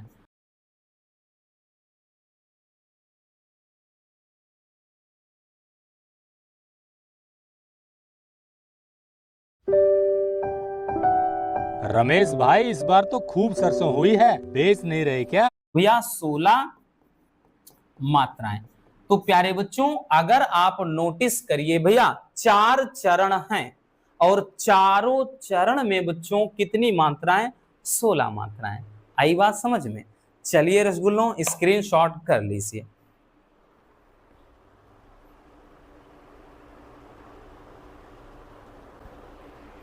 हो गया बच्चों? चलिए आगे चलते हैं बबुआ। अब देखिए अलंकार, अलंकार की बात कर लें भैया। अब ध्यान दीजिए, अलंकार की बात कर लें, ये भी 2 नंबर का ही रहेगा। ठीक है, क्योंकि रस छंद अलंकार सारे 2-2 नंबर के, और वो भी अथवा अथवा करके 2-2 रहेगा, तो आपको एक ही एक करना है, इसलिए 100% वाले फिक्स होते हैं, इसीलिए बताया।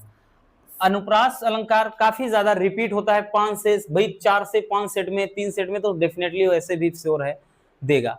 तो भाई अनुप्रास अलंकार क्या होता है? तो जहां पर एक ही व्यंजन की आवृत्ति बार बार हो वहां अनुप्रास, मतलब अनुप्रास अलंकार को पहचानना एकदम आसान, जहां पर कोई शब्द बार बार आए वहां अनुप्रास अलंकार।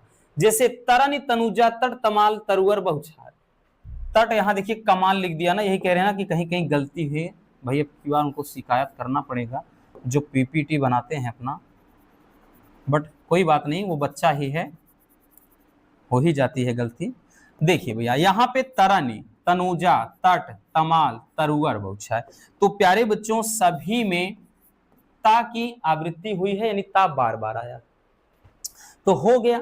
जैसे का पपीता, पिंकू पकड़े पका पपीता, तो भैया पा पा पा पा और पा, तो सभी में अगर आप नोटिस करें भैया पा की आवृत्ति, पा व्यंजन की आवृत्ति बार बार हुई है, तो हो जाएगा अनुप्रास। अगला देखिए रघुपति राघव राजा राम, तो भैया रा है, रा है, रा है, रा, किस व्यंजन की आवृत्ति हुई है?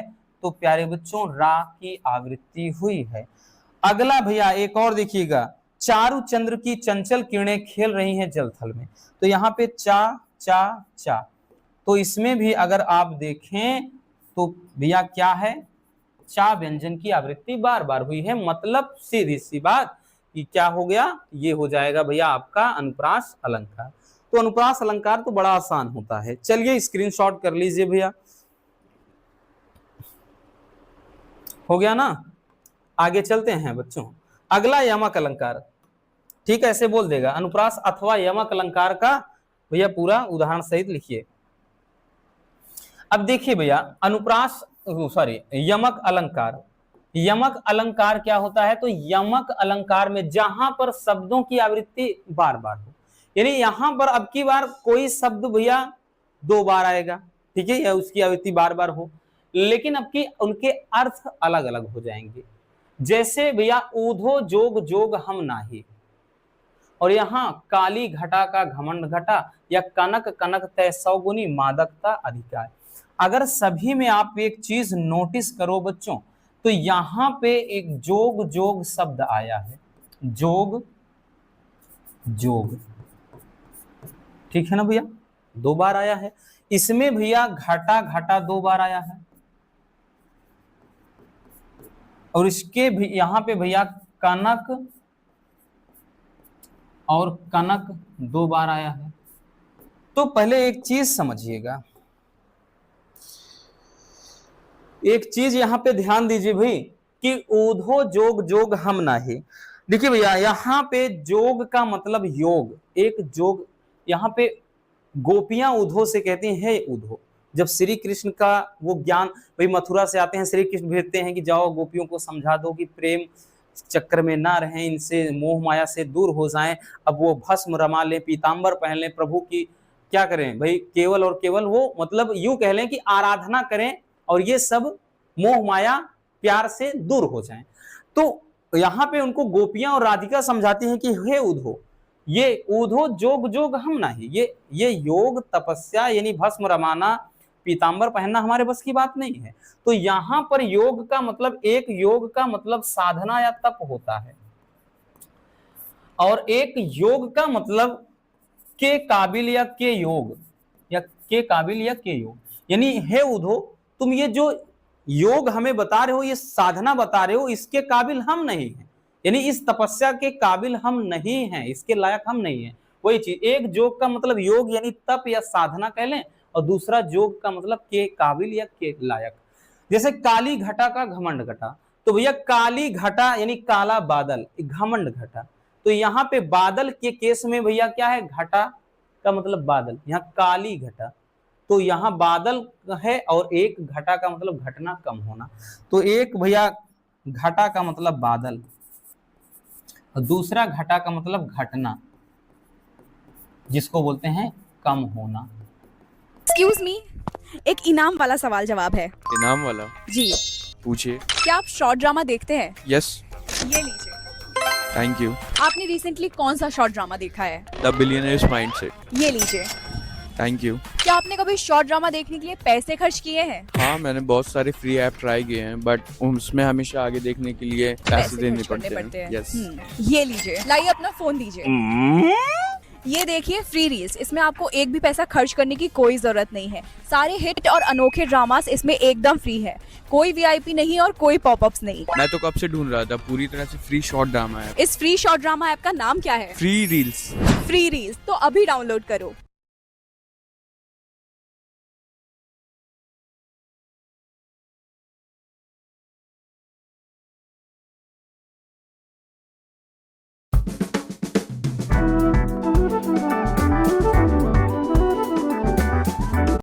दूसरा घटा का मतलब घटना, जिसको बोलते हैं कम होना। अगला है भैया कनक कनक ते सौगुनी मादकता अधिकार। यानी यहां पे क्या है, जो कह रहा है कि कनक कनक ते सौगुनी मादकता अधिकार, सोने और धतूरे की बात कर रही कि भैया जो सोना है धतूरे से 100 गुना अधिक नशीला है, उसकी भाई मादकता है, उस नशीले प्रकृति की है। क्योंकि सोना तो भाई, धतूरा तो आदमी जब खाएगा तब पागल होगा, लेकिन सोना आदमी आवश्यकता से अधिक अगर पा जाए तभी पागल हो जाएगा। तो एक कनक का मतलब होता है भैया सोना, और एक कनक का अर्थ होता है प्यारे बच्चों धतूरा। तो आई बात समझ में? तो भैया ये हो जाएगा यमक अलंकार। चलिए स्क्रीनशॉट कर लीजिएगा।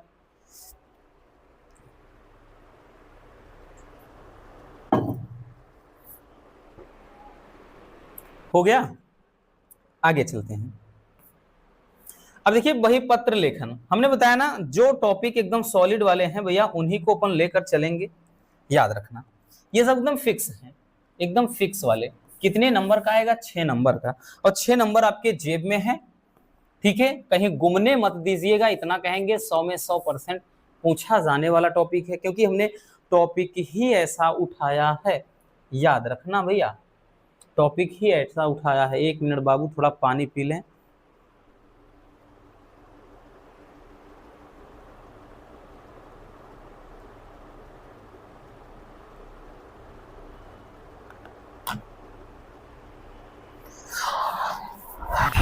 क्योंकि अब थोड़ा टाइम भी ज्यादा हो रहा है, दिक्कत शुरू हो गई है, क्योंकि सर में प्रॉब्लम है, आप सभी जानते हैं। अभी देखिए भैया, देखिए भाई आपका ये जो विषय है, कौन सा विषय है, किस विषय पर पत्र लिखना है, तो ये है कि अपने स्कूल के प्रधानाचार्य को खेल कूद की सामग्री के हेतु आवेदन पत्र लिखना है। देखिए बच्चों 3 से 4 पत्र आपके बहुत ज्यादा पूछे। एक तो बैंक से बनी, बैंक के शाखा प्रबंधक को आप ऋण प्राप्ति के लिए लिखेंगे।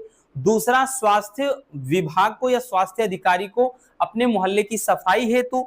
तीसरा आता है भैया कि जैसे ये प्रवक्ता के पद के रूप में, और एक ऑप्शनल बहुत ज्यादा ये पूछा जाता है, ये तो विगत कुछ ईयर से बहुत ज्यादा देखने को मिला है, खेल कूद की सामग्री के अरेंजमेंट को लेकर, क्योंकि कहीं ना कहीं ये आधुनिक जीवन में बच्चों के लिए एक बहुत अच्छा विषय भी है, क्योंकि आज के टाइम में स्टूडेंट कहीं ना कहीं बहुत ज्यादा मेंटली फिजिकली भाई बीमार भी पड़ रहे हैं, क्योंकि खेल वो कोई खेल ही नहीं रहे हैं, कोई पैदल चलना ही नहीं चाहता है, ठीक। तो इसलिए हर एक स्कूल में इस चीज को लेकर के भैया ये कहीं ना कहीं एक जागरूकता के, क्योंकि भाई हाई स्कूल इंटर में मिला के अगर देखा जाए 50 से 55 लाख बच्चे हैं, अगर ये दे देता है एग्जाम में, तो कहीं ना कहीं देखा जाए अगर 20 से 25 लाख बच्चों के पेपर में भी दिखाई देता है, तो भाई जागरूक करने के लिए बहुत है। इसलिए कह रहे हैं मोस्ट इंपोर्टेंट है 100% वाला टॉपिक। शुरुआत कैसे करेंगे? देखिए इसका लिखने का तरीका क्या, सेम हुबहू ऐसे रखना है, आपको बहुत ज्यादा दिमाग नहीं लगाना। शुरू करेंगे प्यारे बच्चों सेवा में।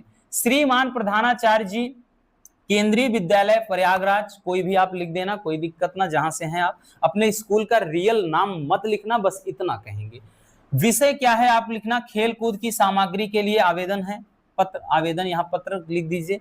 फिर महोदय जी, श्रीमान जी, कुछ भी लिख दीजिए। शुरुआत करेंगे भैया एकदम जस्ट इसके नीचे से नहीं लिखना, क्योंकि भाई यहाँ पे थोड़ा आपको मतलब इसके नीचे थोड़ा आपको ऐसे जगह छोड़ना, ये जैसे यहाँ से किया है ना, तो इस इधर से ही लिखना, याद रखना। यहाँ पे ऐसे लिख दिया गया है, कोई दिक्कत ना, लिख भी देंगे कोई बात नहीं, लेकिन अच्छा लगता है वैसे में। लिखेंगे कि सविनय निवेदन है कि मैं आपके विद्यालय की कक्षा 12A का छात्र हूं। इस वर्ष हमारे विद्यालय ने क्षेत्रीय खेल प्रतियोगिता में बहुत अच्छा प्रदर्शन किया।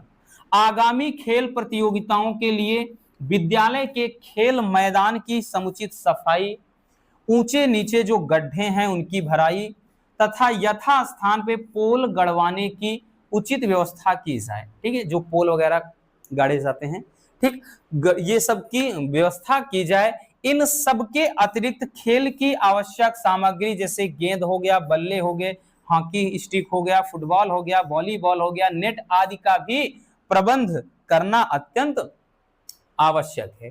फिर बच्चों एकदम नीचे से जस्ट एक लाइन आपको छोड़कर लिखना है कि आशा है ऊपर दिए गए विवरण के अनुसार आप आवश्यक प्रबंध करने और सामग्री जुटाने की दिशा में शीघ्र ही अपना यथोचित कदम उठाने की कृपा करेंगे। नीचे दिनांक लिख देना है भैया, और उसके बाद इधर आपका आज्ञाकारी शिष्य का खा गा करके लिख देना है।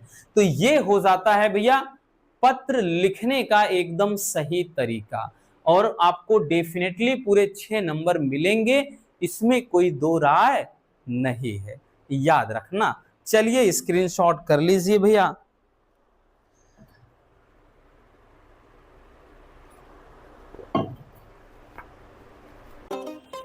Chai loving Ronak was about to have a life-changing moment. Coffee can also taste it.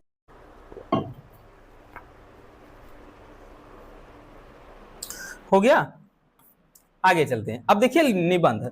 अब देखिए भैया निबंध सबसे ज्यादा जरूरी हो जाता है, क्योंकि हमने बताया ना बच्चों, ये बुक वाली ऐसी चीजें नहीं है कि जिनको याद करो, नहीं, याद नहीं करना भैया, समझना है।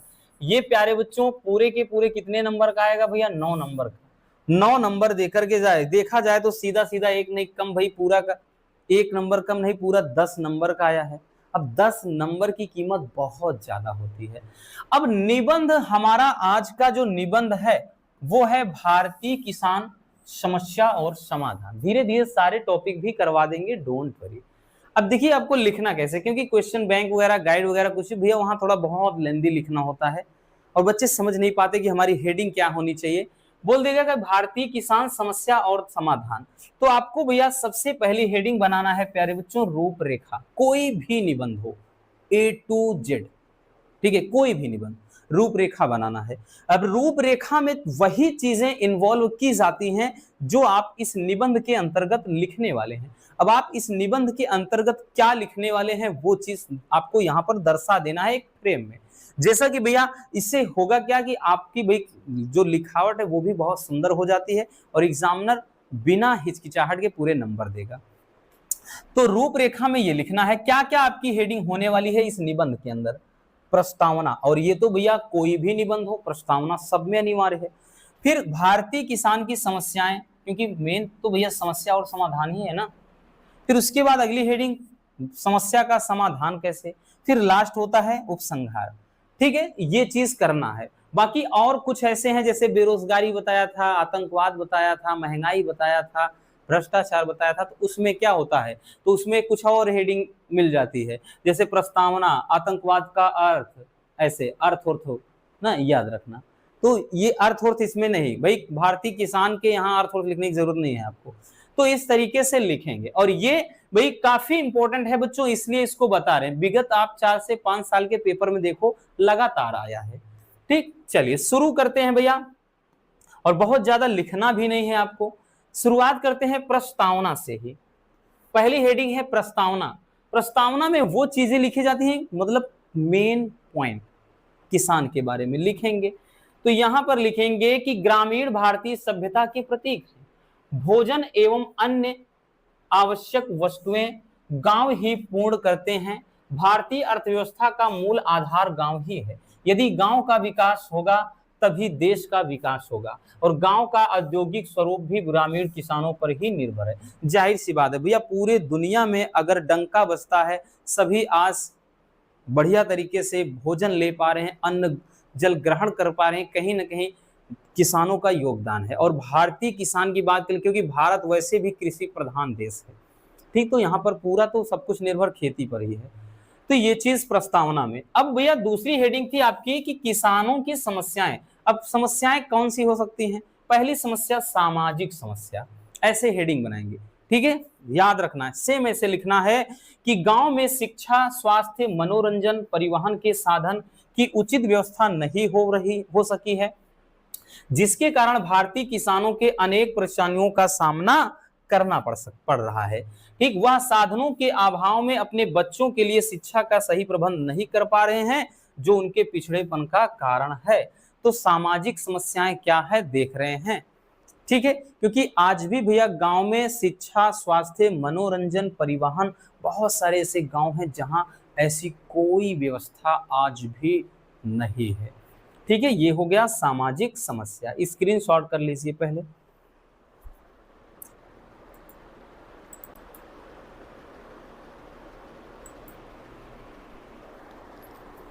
हो गया भैया। अब उसके बाद जैसे दूसरी समस्या के अंदर वही, पहली तो सामाजिक, दूसरी समस्या जैसे आपको दिखा देना है आर्थिक। थोड़ा थोड़ा लिखना है, ज्यादा नहीं, क्योंकि छोटी छोटी हेडिंग भी बहुत लंबी हो जाएगी। तो देखिए, गांव के अधिकांश किसानों की आर्थिक स्थिति बहुत खराब है। उनकी उपज का उचित मूल्य उन्हें नहीं मिल पाता है। पैसे के अभाव में वे अच्छी पैदावार भी नहीं कर पाते हैं, जिसके कारण गांव में निर्धनता, भुखमरी और बेरोजगारी जैसी समस्याएं चरम सीमा। तो ये आज के टाइम की सबसे बड़ी समस्या। भाई अभी ही देख लो, इसी टाइम में 2 से 3 दिन से इतनी भारी बरसात हो रही थी कि बहुत सारे भाई प्रांत में ऐसा है कि पूरी फसल डूब गई। धान, क्योंकि फसल पक चुकी थी, अब पानी में डूबने के कारण क्या है, सभी धान फिर से उगने शुरू हो गए। अब उसमें जब भाई जो अंखे कंखे जिसको बोलते हैं, शाखाएं बोलते हैं, या अंकुरण जिनको कहते हैं, अब जब वो जाम जाएंगे तो जाहिर सी बात है वो धान भले ही सूख जाएगा, बाद में काला पड़ जाएगा, तो फसल पूरा बर्बाद। तो भाई जिनकी 5 बीघा 4 बीघा 2 बीघा है, चलो ठीक है, कैसे इधर उधर करके अपना कहीं से मैनेज। अब जिनके भाई बहुत थोड़े खेत हैं, बस केवल जीविका चलाने के लिए, पेट पालने के लिए, तो वो तो वैसे ही भूखमरी का शिकार। बच्चे हैं, कैसे पढ़ाएंगे, घर का खर्च कैसे चलेगा। तो भाई कहीं कभी मौसम की मार से मर रहे हैं, तो कभी क्या है फसल अच्छी हो भी जाती है तो उन्हें दाम इतना घटिया मिल जाता है, पता चले आलू कभी 300 रुपए कुंटल मिल रही है, और कभी ऐसा हो जाता है कि 1200 1500 2000 कुंटल, तब जब वो खाने को तरस जाएं। तो हर तरीके से किसान मर रहा है, और कहीं ना कहीं भाई अधिकांश आप में से और हम में भी भैया कहीं ना कहीं सभी अधिकांश जो है किसान के ही घर से हैं, ठीक है। तो ये चीज। और तीसरी समस्या सामाजिक। भैया पहला क्या है, 1 मिनट भाई, सामाजिक तो हो गया है ना, 1 मिनट। हाँ, सामाजिक समस्या तो देख लिया हमने, सामाजिक 2 बार लिख दिया गया है, सॉरी उसके लिए। तो भाई आर्थिक हो गया, सामाजिक हो गया, और ये ध्यान देना सामाजिक नहीं होगा, ठीक। और यहाँ पर भाई थोड़ा हमको देखना पड़ेगा, यहाँ पर हेडिंग थी क्या जो ये उल्टा सीधा बना दिए हैं।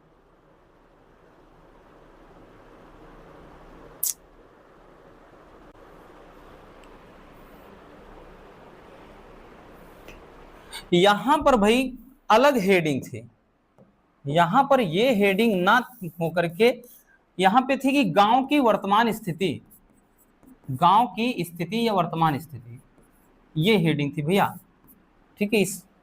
ये हेडिंग है, याद रखना, ठीक है। सामाजिक पहला था, फिर आर्थिक समस्या, सामाजिक समस्या, आर्थिक समस्या और गांव की स्थिति। तो भैया गांव में आज भी पक्की सड़कों का अभाव है, क्योंकि बहुत सारे भाई धीरे धीरे विकास हो रहा है, वो बात की बात है ना, लेकिन आज भी बहुत सारे गांव ऐसे हैं जहां पक्की सड़कों का अभाव है, शिक्षा, स्वास्थ्य और मनोरंजन के साधनों में उचित व्यवस्था नहीं है, बेरोजगारी अपने चरम सीमा पर है तथा संचार के साधनों, पेयजल, निर्देशन और परामर्श संबंधी सुविधा का भी अभाव है। विगत वर्षों से अच्छी बरसात न होने के कारण खाद्य उत्पादन में भी कमी आई है। वही चीज, कभी ऐसी बारिश हो रही है कि भाई डूब जा रही फसल, तो कभी ऐसा सूखा पड़ रहा है, ऐसा अकाल पड़ रहा है कि आदमी पानी को मर रहे हैं। तो आप देख रहे हैं कि समस्याओं के अंदर सामाजिक समस्या, आर्थिक समस्या और गांव की वर्तमान स्थिति है। स्क्रीनशॉट कर लेना बबुआ। अपने नॉर्मल बोरिंग कीबोर्ड को अभी डिलीट करो, क्योंकि देश हिंदी कीबोर्ड के साथ टाइपिंग होगी फास्ट और स्मार्ट। इसमें आपको एक क्लिक में इंग्लिश से Hindi typing, real time translation, hand writing support, proper Hindi keyboard जैसे बहुत सारे यूजफुल फीचर्स मिलते हैं। लेकिन मुझे इसका इनबिल्ट स्टाइलिश फॉन्ट में कन्वर्ट करने का फीचर सबसे अच्छा लगा, जो किसी भी सोशल मीडिया प्लेटफॉर्म पर यूज किया जा सकता है। और सबसे अच्छी बात यह है कि आपको मल्टीपल थीम्स का सपोर्ट मिलता है, जो देखने में काफी अच्छा लगता है। तो देर किस बात की, अभी प्ले स्टोर या ऐप स्टोर से देश हिंदी कीबोर्ड डाउनलोड करो और हिंदी में टाइपिंग का मजा लो।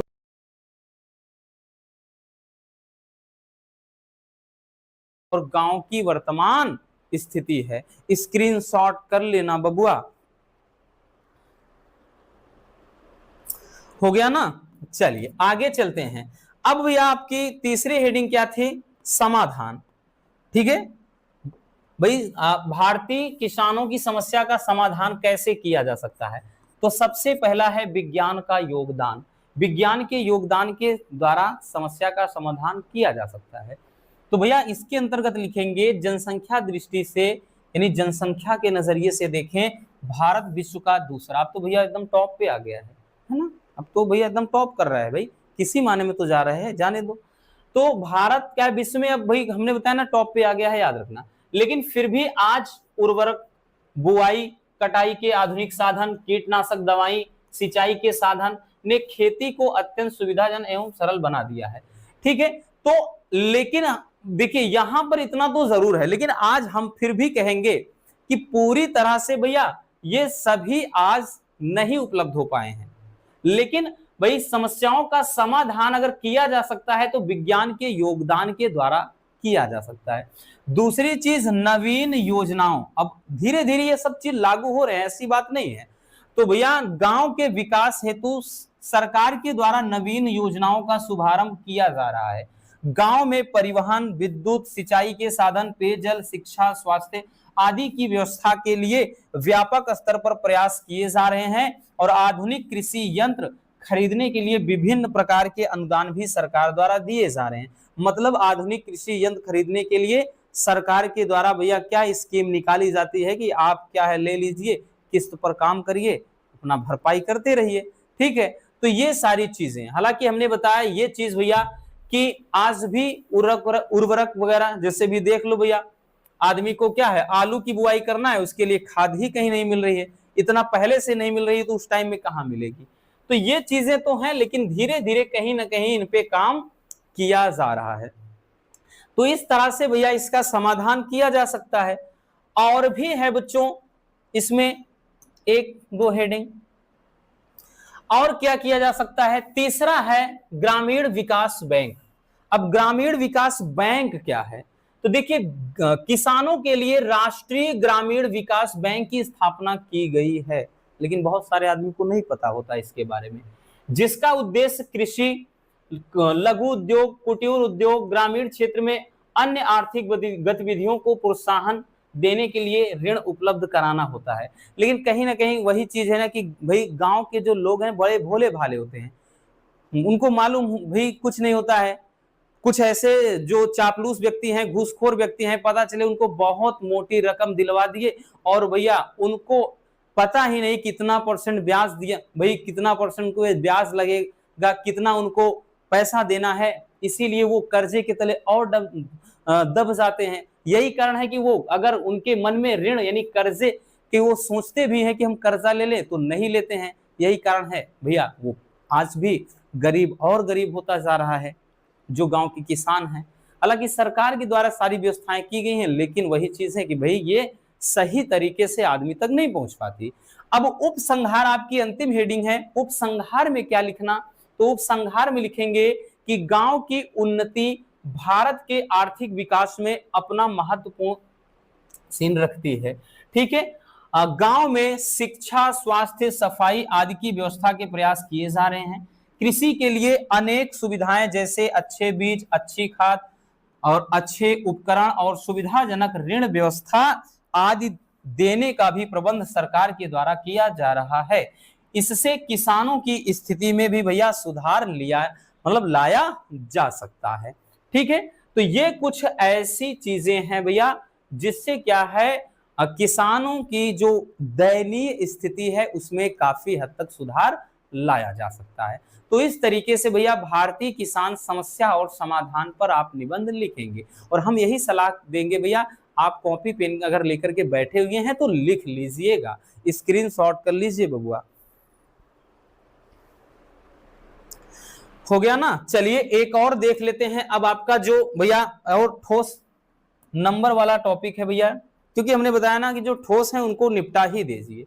ये भी 5 नंबर का एकदम ठोस वाला ही है कि पंचलाइट कहानी का सारांश। अब भाई कहानी बताने की पूरी जरूरत है नहीं, क्योंकि पंचलाइट हमने बताया एक ऐसी कहानी है जिसमें यूं कह सकते हैं कि 2 प्रेमी प्रेमिका होते हैं, गोधन, ठीक है, और एक होता है मुनरी, और 2 एक ही गांव के लड़का लड़की हैं, आपस में प्यार हो जाता है। गोधन अक्सर उसके घर से गाना गाते हुए गुजरता है, लेकिन जो गुलरी काकी हैं जो कि मुनरी की माँ होती है, उसे ये पसंद नहीं। गांव के पंच से शिकायत कर देती हैं कि ये जो गोधनवा है हमारी बिटिया को परेशान करता है, गाना गाते हुए गुजरता है। तो गांव के जो पंच हैं उसको भाई हुक्का पानी बंद कर देते हैं और उसको बहिष्कार कर देते हैं पूरे बिरादरी से। ठीक, और ये बिहार के एक छोटे से प्रांत की कहानी है। फिर रामनवमी पर मेला लगता है, पंचलाइट लाते हैं। अब पंचलाइट कौन जलाता है, कैसे जलता है, क्या कुछ सीन होता है, वही इस कहानी में है। तो भैया सारांश में लिखेंगे कैसे, हमको ये समझना है। लिखेंगे प्यारे बच्चों, देखिए हमने यही बताया ना कि टॉपिक सॉलिड है, इसलिए रखा है कि पंचलाइट कहानी फणीश्वर नाथ रेणु के द्वारा रची गई एक आंचलिक कहानी, एक मतलब छोटे प्रांत की कहानी है।